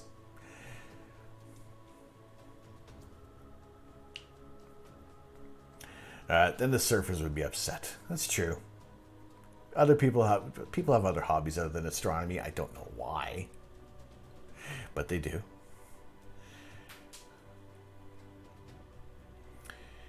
The moon is the source of clouds.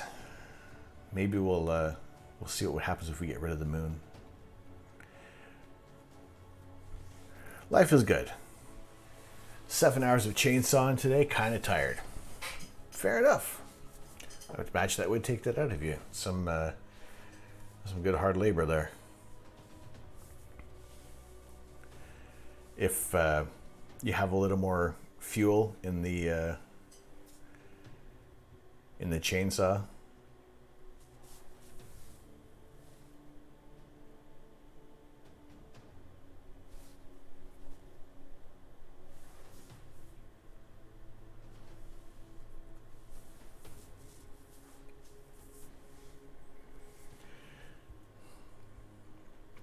yeah, clear skies for the next 5 hours, so I'm going to see you guys later. Thanks for the polar alignment tips. All right, Astro Anton. Anton, thank you very much for coming in there. Appreciate that very much. We'll hopefully we'll see you around again there. Good luck with your imaging session. Have a good time, and hopefully your skies will stay clear much longer than expected. You get some more time out there with your targets. Have a good one.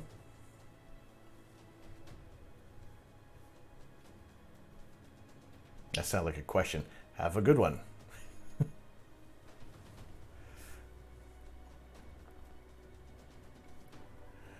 Right. Let's see. No, that's not what I want.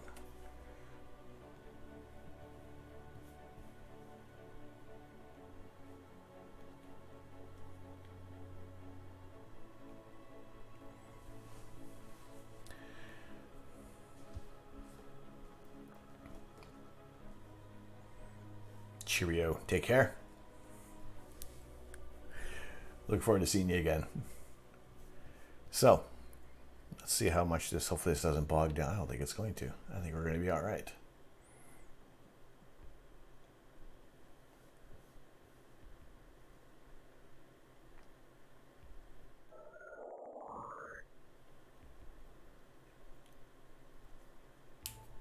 I'm going to get rid of the moon.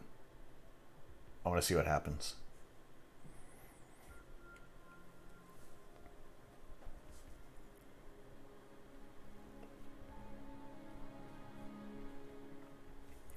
Right. Now, how do I use this again? Oop. Oh, son, I want the earth.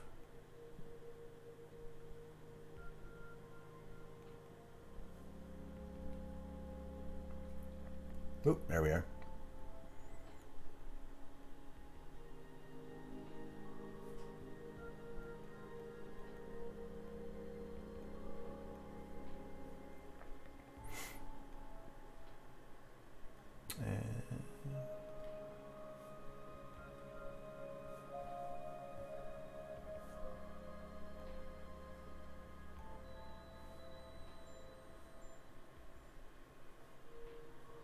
Still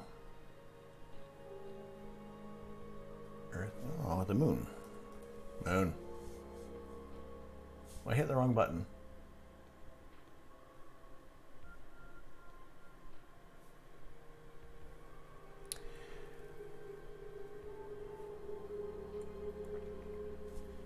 Search.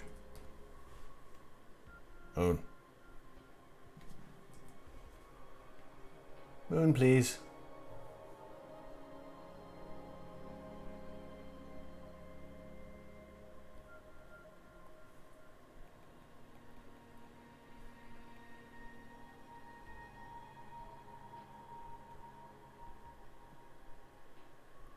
Where is it?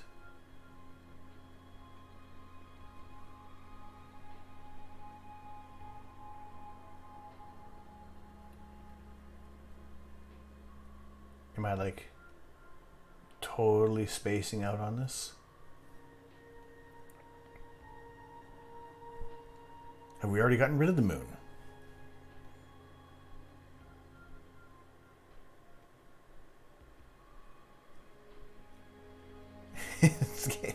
Where is it?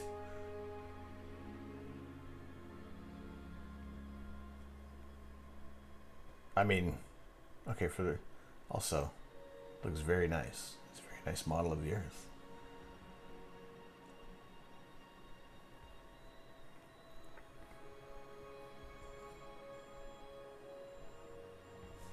Search all. Moons. Where's our moon?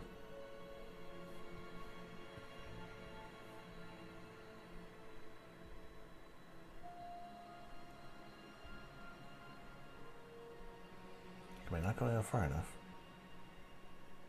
No.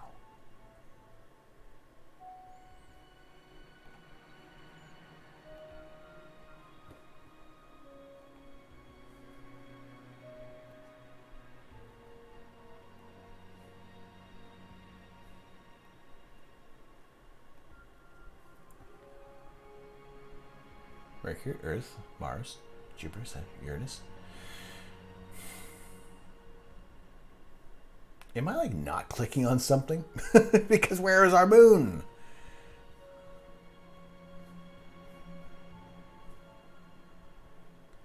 New open tutorials? No. What's new? We've gotten rid of the moon.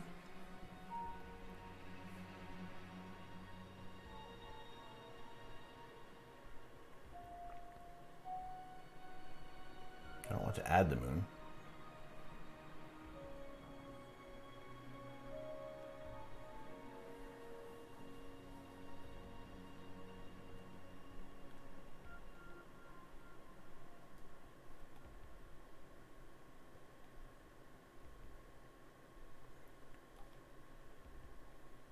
Do I? Okay, great. Here's the moon, but if we can't get...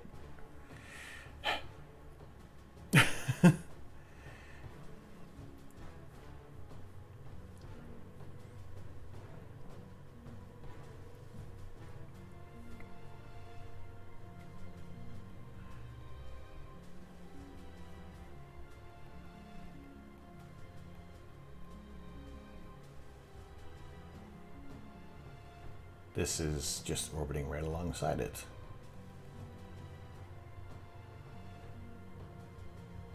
Okay, well, putting a moon there, we've...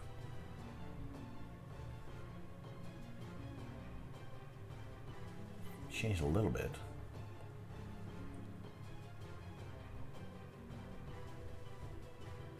No, we're focused on...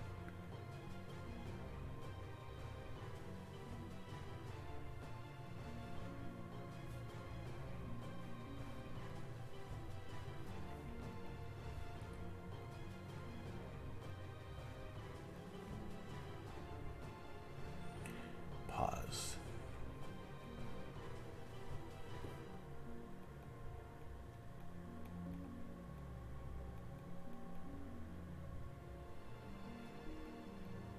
What was that just came through there? Oh, the palace. Right. So why is there no moon? Why do I have to add a moon to Earth?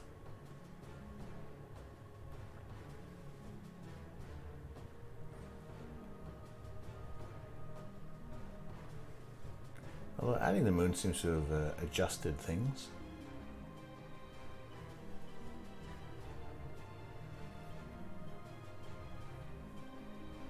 Okay, I want to find out why. Where is the moon in Universe Sandbox?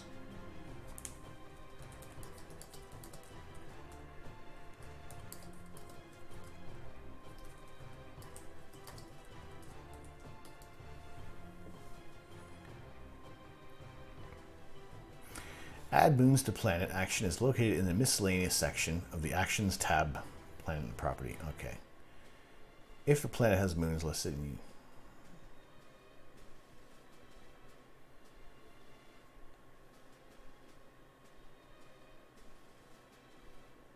They aren't present in the default solar system sim to keep the strain on your CPU from going through the roof. Okay. I just want to add our moon.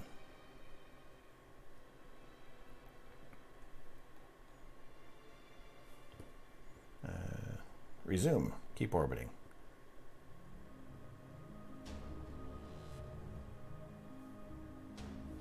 Okay, don't.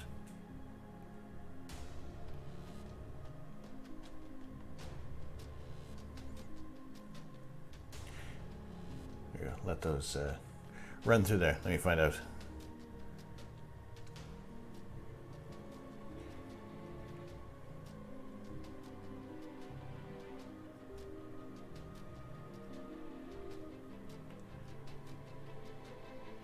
You can also simply just add the moons. Okay, so I just have to put the moon in the space.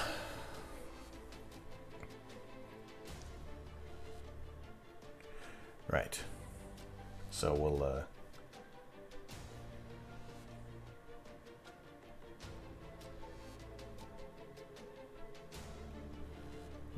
start over there.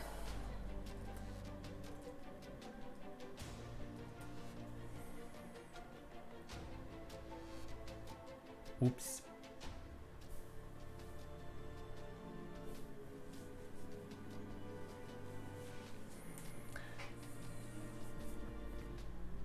Oh, there we go.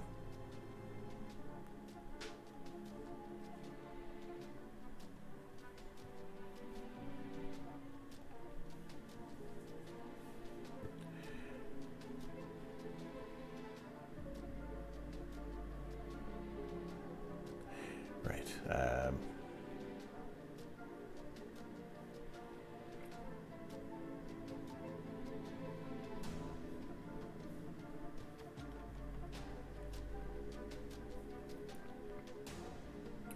Add object. Oh, okay. No, I want to bring back our solar system.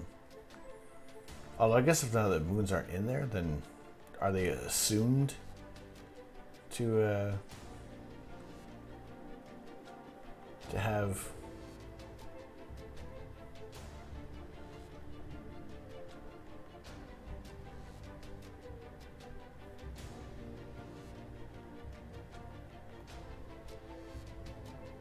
Ooh. Oh dear.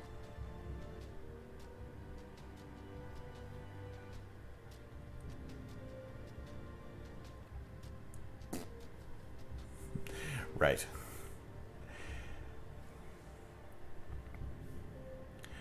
Need to restart this. Exit. No.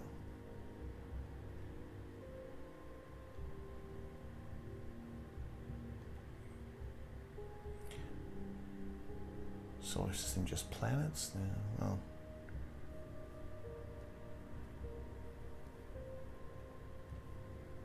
Okay, well it looks like it's kind of running without the moons in there. So if I add the moon, is that going, that's not going to do what I want. Okay.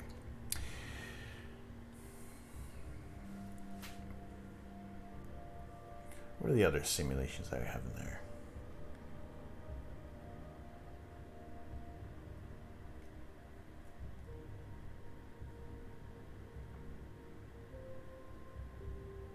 We've done the many moons. Earth at 50,000 degrees Celsius. New. Supernova in the solar system. Did that.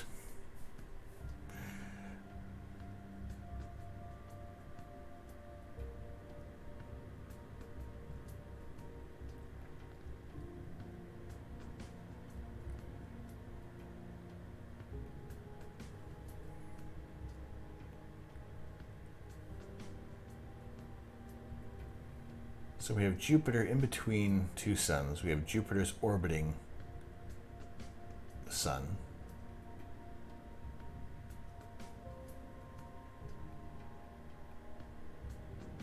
And well, it didn't take long.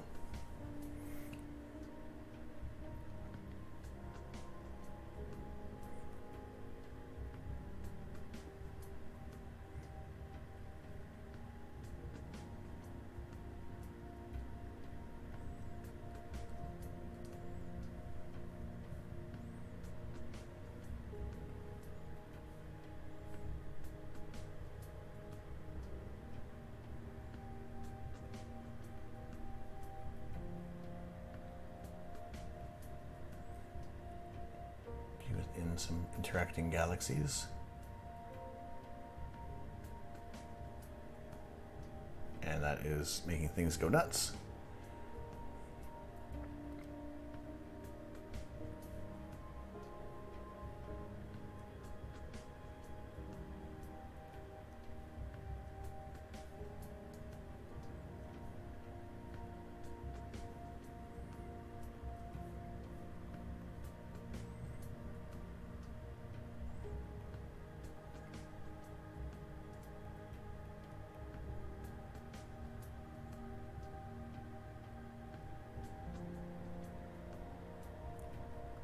I feel like it's going to crash.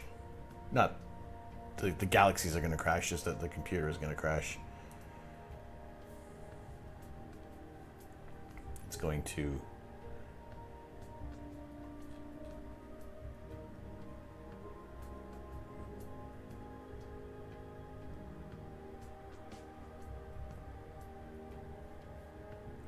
Yeah, I was kind of hoping that I'd be able to take the moon out. Looks like it doesn't add the moons.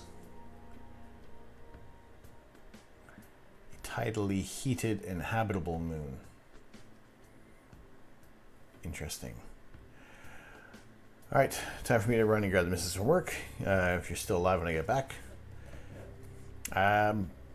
Possibly so. Is 11:30? Well, maybe I might go for maybe another half an hour. I do have work in the morning. But Third Rock, thanks for coming in. Thanks for answering some questions as well. I appreciate that very much. And yeah, if we don't see you in a little bit, we will catch you on the next one, which will be tomorrow. Tomorrow night we'll be back on.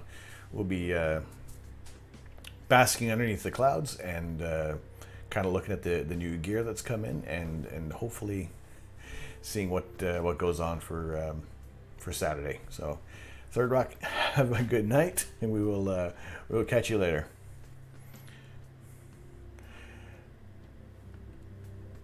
That's okay. Well, look, the caps, I did turn off that option with the bot to freak out whenever people use too many caps or posted a link. Like, people were getting timed out all over the place, and it's not what we're looking for.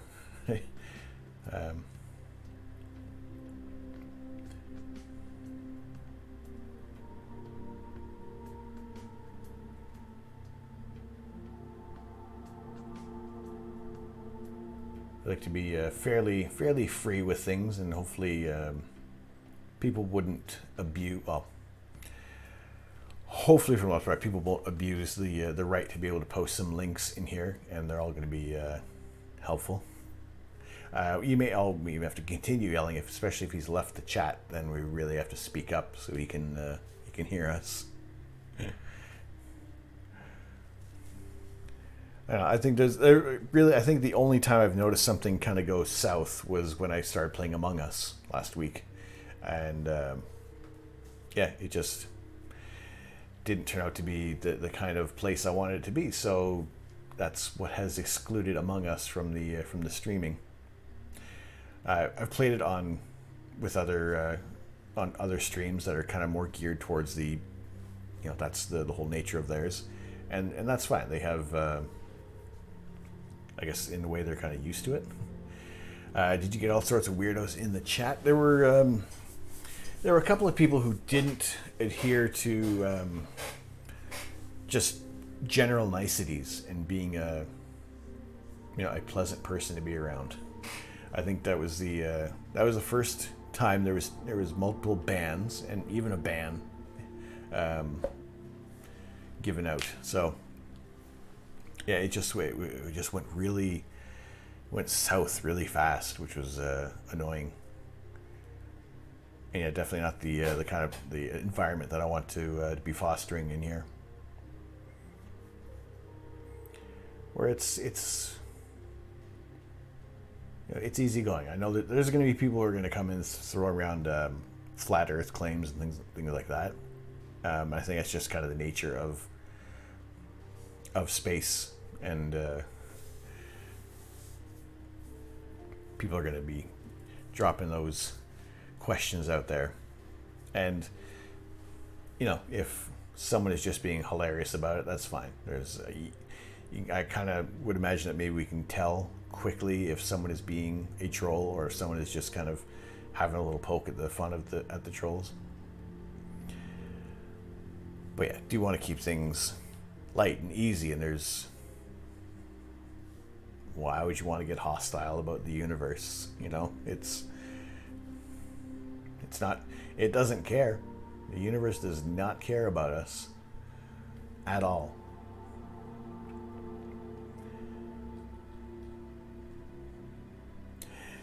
Yeah, it can be weird. I mean, for the most part that I've seen in a lot of other kind of astronomy or space channels, that people are generally cool with things, and I hope that other people within the community are quick to to shut them down as well. You know, it's not always going to be the host that may catch it right away. You know, it's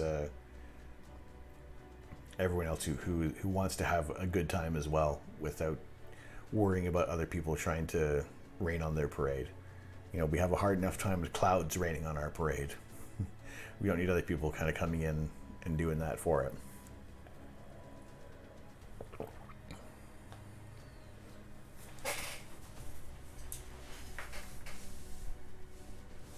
Sorry, let's get a bit of a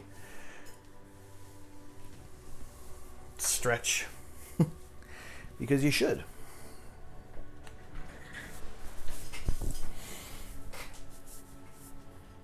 And recenter. I think I've bumped the camera because I'm like sitting way farther to the left than I should. And now that I stood up, I feel like I have to pee. Have you seen the document on Netflix about the flat earthers? I have not. Is that available on my Netflix? That's another thing. It's pretty interesting to see what their way of thinking is. I guess in a way, I'd like to, for those who are genuinely behind, it's called Behind the Curve. I'll have a look for that. I'll note that down. Because I don't know why, short of the trolling side of things, where you're just trying to get a rise out of people.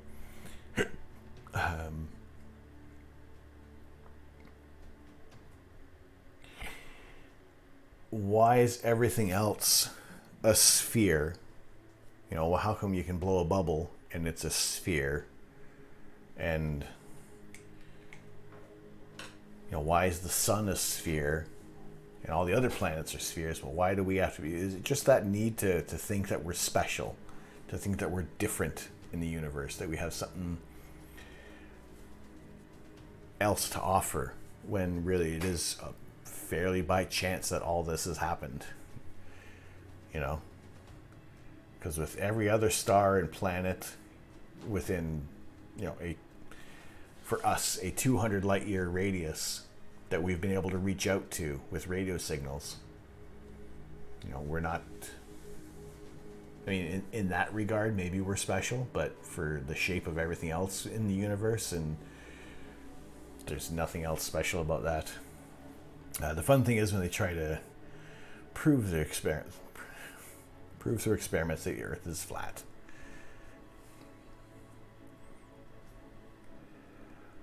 So Behind the Curve. All right. Is it a mini series, or is it like which kind of company produces it? Because I'm almost thinking the presentation style of this is a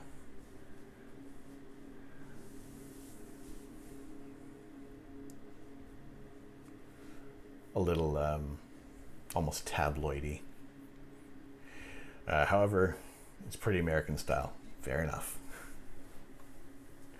Fair enough. There's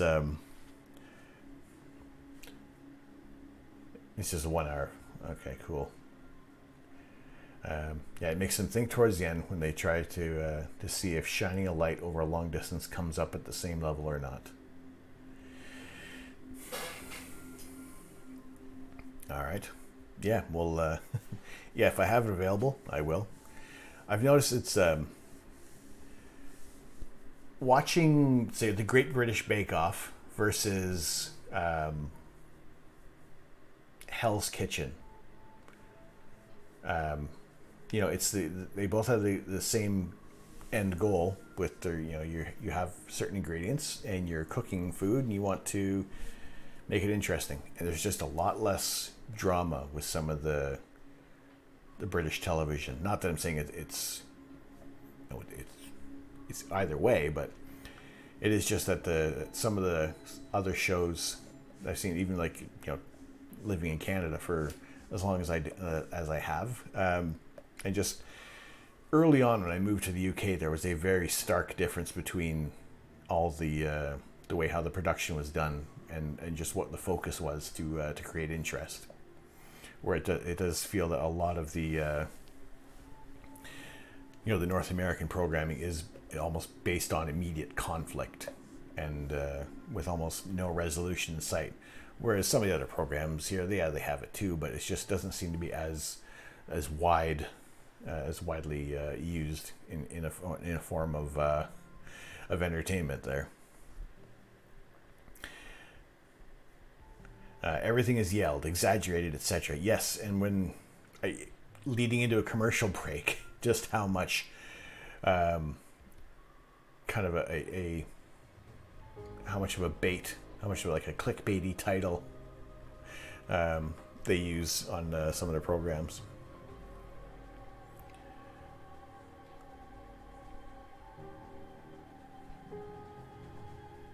I think I have two different bits of music going here. Let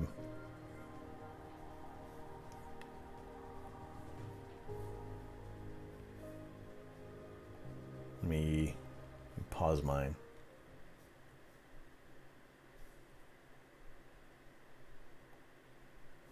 And now the music has stopped in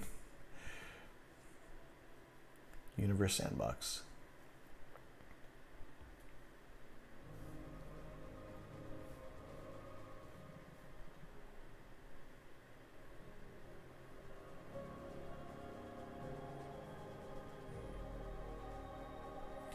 In this simulation, 28 planets orbit the Sun on circular orbits, 14 Earths, 14 water worlds, each with a mass roughly 5 times that of Earth's moon and a higher concentration of water than the Earth. The Sun's gravity pulls the volatile minerals, like water, from nearby planets. The speed of this volatile loss depends on the distance between the planet and the Sun.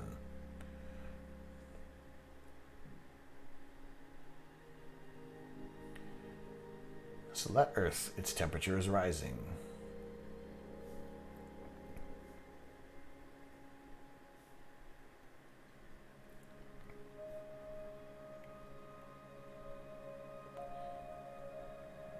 I mean, obviously, yeah, there's going to be the habitable zones.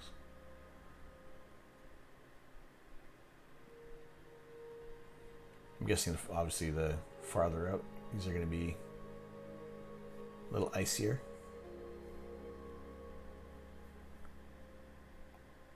There's we can see it.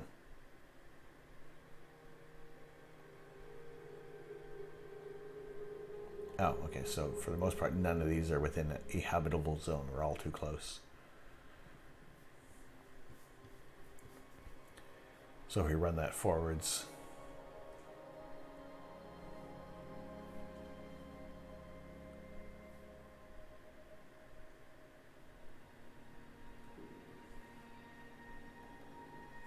so do these have decaying orbits as well, or is it relatively stable? So the Earth that is closest to the Sun is getting cooked.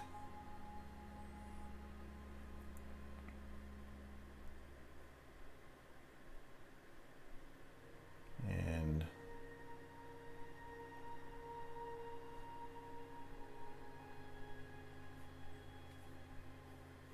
I like how they kind of sync up every now and then.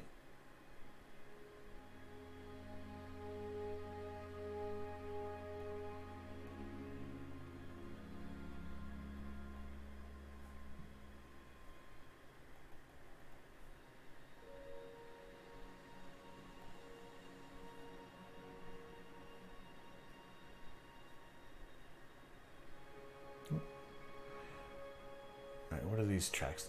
Some planets bugger off.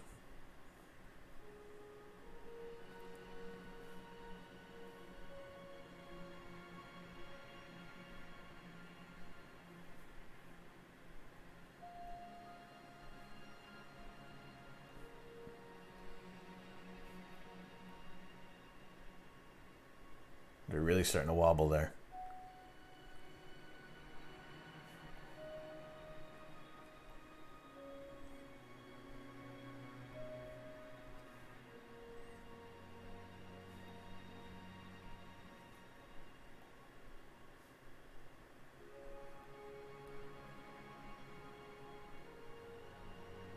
So how long do these water worlds last? Doesn't look like they're lasting very long. I don't think any of them still have their water anymore. Earth's average surface temperature 310 degrees. Hey, it's about the temperature of some of the underground trains on a summer's day.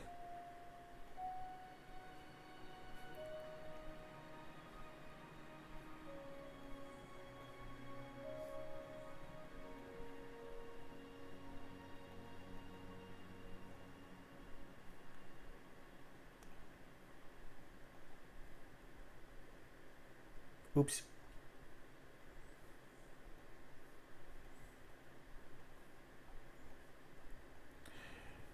I don't know why that's just so entertaining to be able to do that.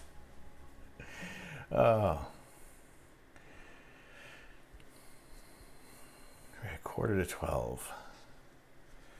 Well.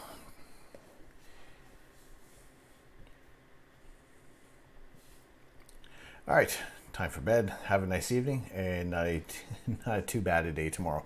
All right, Two Central, thank you very much for coming in. Appreciate that very much. We will hopefully we'll see you back here tomorrow night when we will be looking at some of our new dew heater equipment, so we can anticipate some longer nights, and hopefully that Saturday is going to be nice and clear. So have a good sleep, and we'll see you soon. Thank you very much for coming in there. Appreciate it very much. We'll see you tomorrow.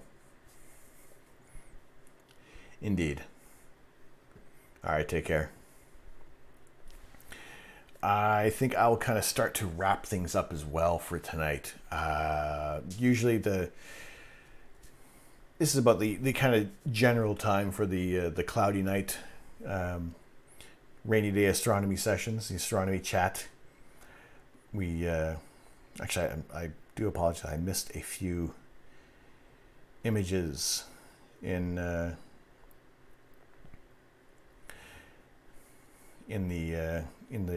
Discord chat there, looking at some of the street lights that are causing headaches from Third Rock there.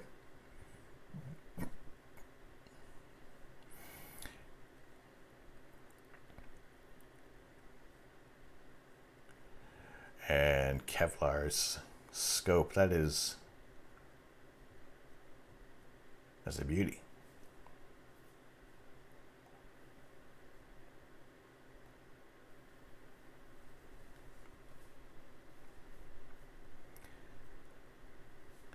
I'm surprised that, to be fair, that the Universe Sandbox is fairly lightweight. I was worried that I was really going to have some issues with the processing on that there, but CPU is sitting maxing out at 80%, but down to 60 some odd percent there, which isn't too bad.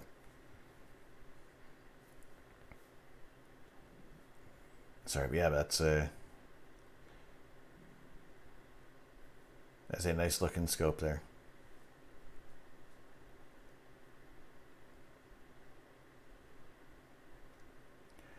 Hopefully everybody gets some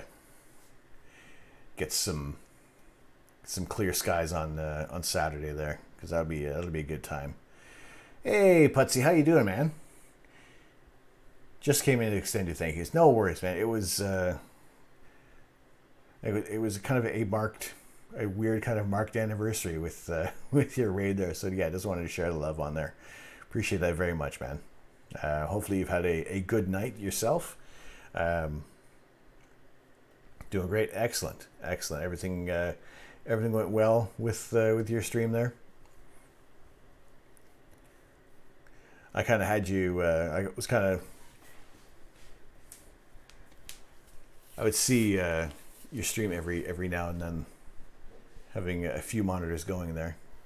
Just keeping tabs on people, watching, lurking whenever I can, keeping numbers looking favorable. But yeah, it's been good over here. It's been Gucci, as the kids say. Yeah, just under the clouds. Unfortunately, it's or clouded out there.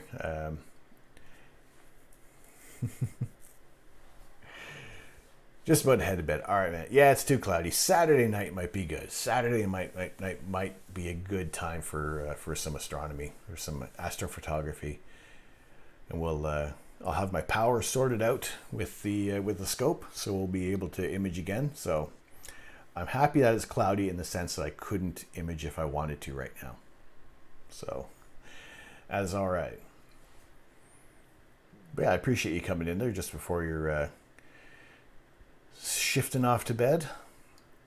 And what is it now? Is it 7 in the morning for you? 10 to 8? I'm bad with time zones. I'm going to assume the sun is pretty much up. 10 to 8. All right.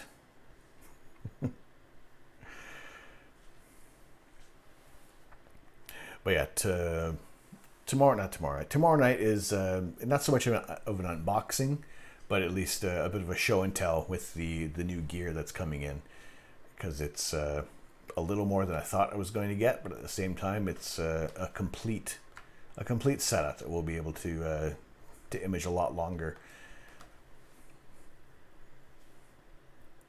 Yeah, and I'm happy to have that rolling there. Notice stream delay has improved. That's nice. I don't know. Sometimes it looks like it's running great, and other times I've had the internet drop out a couple of times tonight, but overall it's been not too bad. So I think everything. I don't know. Computers settle. Let's say everything's kind of settled in there, and we're running smooth right now. It's not to say I don't always keep my eye out for a new PC. Something that's going to be a little more robust and able to handle things a little better, and just general cooling, because the laptop's kind of warm, although my hands are cold, so it's nice. A little tiny heater, so if I turn my heater on, that's gonna make a lot of noise. So I'm cold in the kitchen studio, and plus it's like 5 degrees outside. But yeah, hopefully everything clears up. So we're going to have some imaging on Saturday night. Tomorrow night is going to be some show and tell with the new gear. I wouldn't do an unboxing, as it were, because probably most of them are going to come in a form of a bag.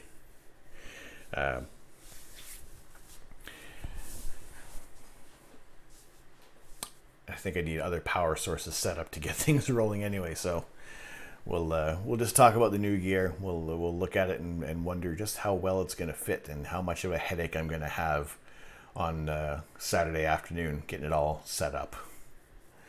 Awesome sauce. Can't wait. Stop by for the new show and tell. Woo. I think it'll be fun. It'll be a bit of an insight into what else is necessary for astrophotography. Especially in the UK, where we have clouds and moisture all the time, except in like a couple of days during August, and then it goes back to normal.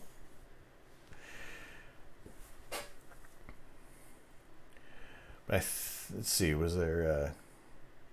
I'll check out on the Discord the stuff about the Canon EOS webcam utility. I mean, things kind of go well with the capture card that I'm using, so I don't see a massive requirement to do that. However, if it's going to work for other people who may not be able to, get maybe clean HDMI output with their Canon camera, if this kind of takes care of it, then that is fantastic.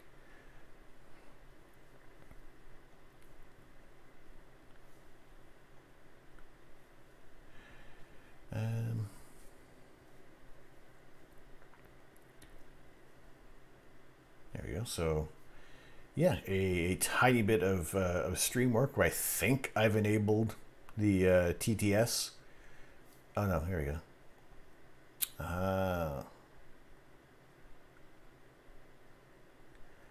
Okay, now it's enabled. All right, not that there was a lot going on tonight, so. But if it does happen again, I think I'm ready. I think we're ready for that. I'll test it out afterwards.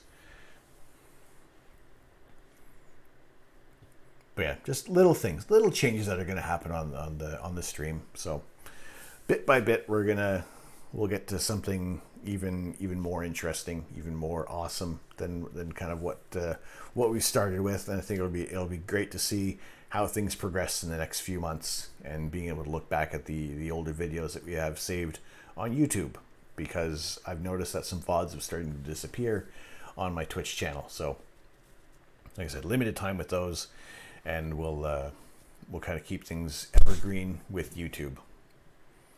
And eventually I'll start, maybe even tomorrow Saturday, I'll kind of start to film a bit of a small video with setting up the dew heaters, and it'll either be a how to or how not to. We'll see how that goes.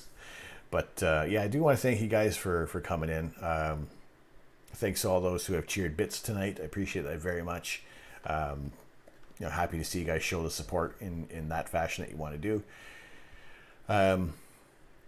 Like I've said before, any bits, any kind of funds that come into the site, it's going towards astrophotography gear. And for what has come in, we've gotten Universe Sandbox for the site, so we're able to kind of look at some interesting things that go on in the universe. Whether or not I'm trying to blow things up is a totally different story.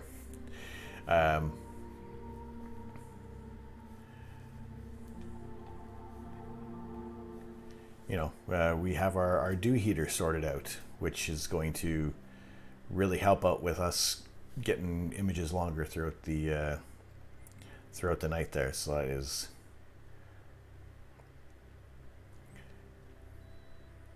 I'm excited to see just how well everything is going to work there, and hopefully we have a decent time getting everything set up. I don't think it's going to be too crazy getting the dew heater sorted out. I think the most difficult part is going to be getting that secondary mirror sorted out, because hopefully we don't have a massive headache with that. But yeah, we'll see how that goes. We'll be back tomorrow night with our show and tell for the new gear. All right, you just fell asleep in your chair, Putsy. All right, dude, go to sleep. Have a snooze. Get refreshed. So if you're dancing like crazy tomorrow or today, you got the energy. Have a good night. Have a good one, man. And we will. I'll see you tomorrow. I'll see you on your stream tomorrow. So take care. Have a good snooze, and we'll catch you later, man.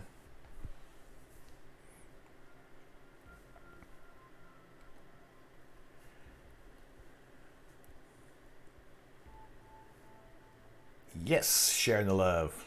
Love seeing those founders badges. I know we're early in the scene, but it's great to see those.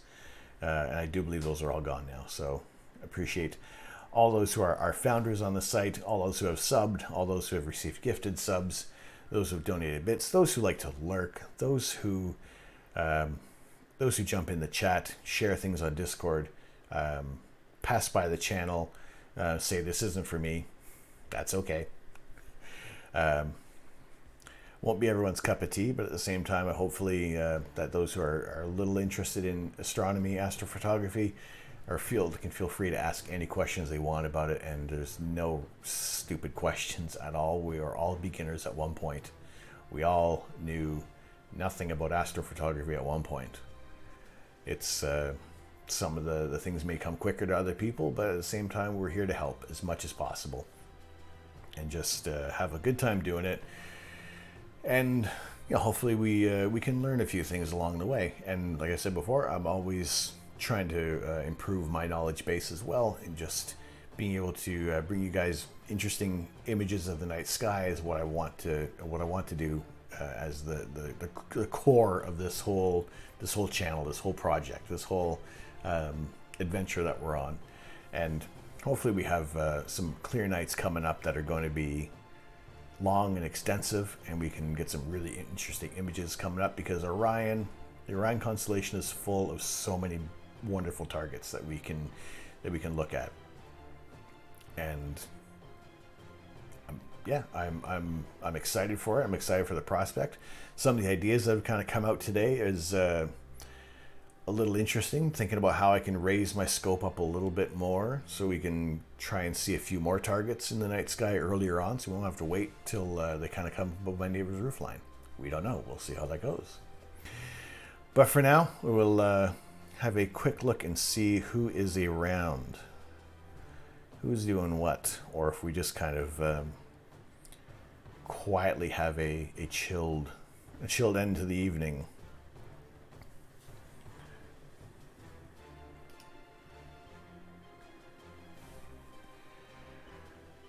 Who do we... Where is my... There we go.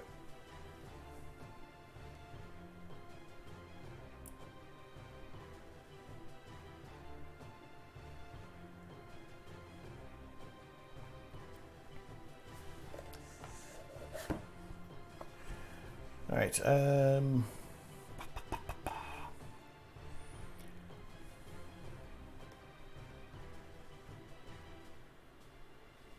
Let's see. Pick a live channel to raid.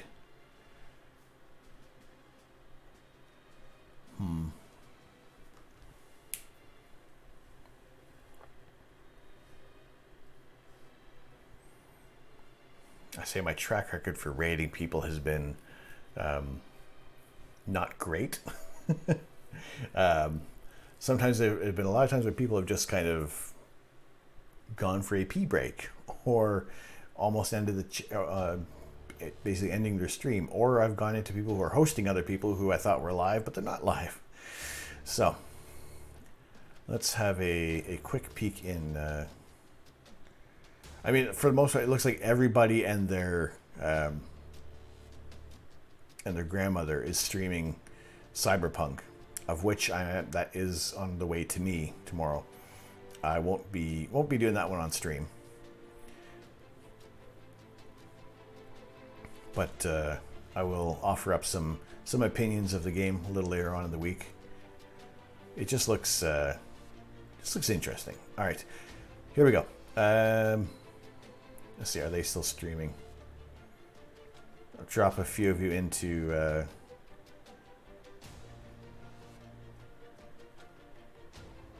see, she's still going to Savvy. Yeah. All right, let's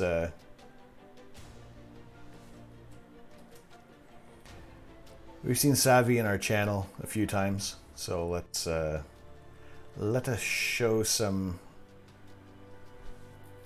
love on her channel. It's she's playing Fall Guys at the moment. I think it's a fun game to watch. I might pick it up eventually, because it does. I like the party games like that. It almost feels like a bit of Mario Party there. So let's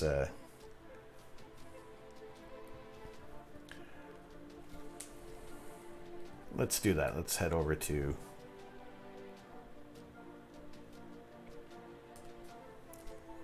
Let's get this all to catch up there. See, we'll raid Savvy. We'll have a little fun over there. And yeah, there we go, ready to raid. So thank you guys very much for tuning in. I appreciate it so much. Hopefully you guys had a good time. I had a wonderful time. I always do. I love this so much. Always looking forward to seeing what the next stream is going to hold, and we'll have some fun tomorrow night with some of the new gear. So we'll look at that. So I have been Tom. I am the Astro Canuck. I'm not here to change the world. I'm here to share the universe. Have a very good evening, and we will see you guys next time. Have a good night.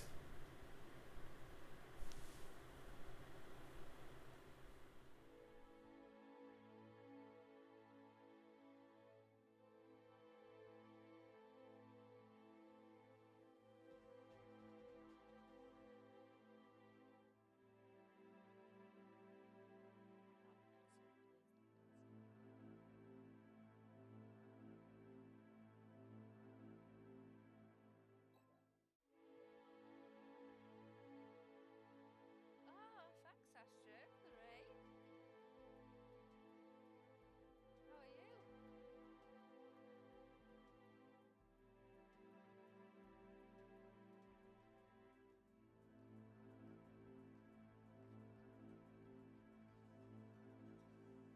How's your nebulas going? Oh, I'm okay, thanks. Yeah, I thought I'd play this tonight. Oh yeah, it's quite cloudy today. Quite dull as well again.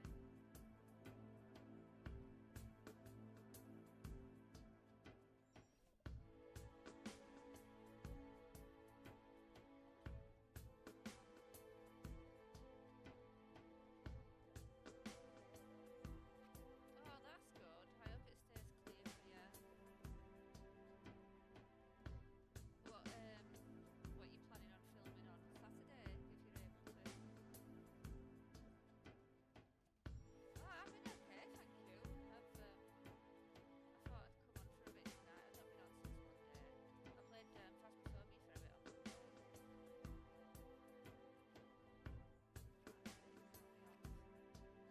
on Monday. Have you played that recently? Because you've got that, haven't you?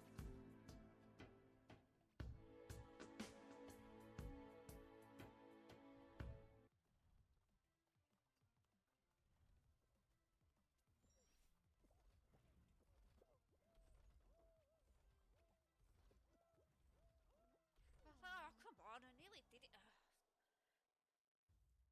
No, I've not played the prison level yet. I didn't know there were a prison level. How far have you got to? Have you got to pass like other bits to get that? I've managed to buy the smudge sticks.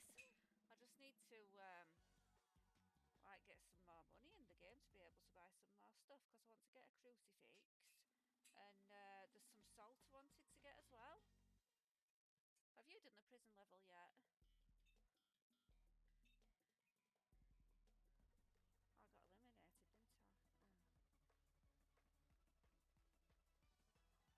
Oh, do I need to make a change in Steam first? I'll have to have a look at that later.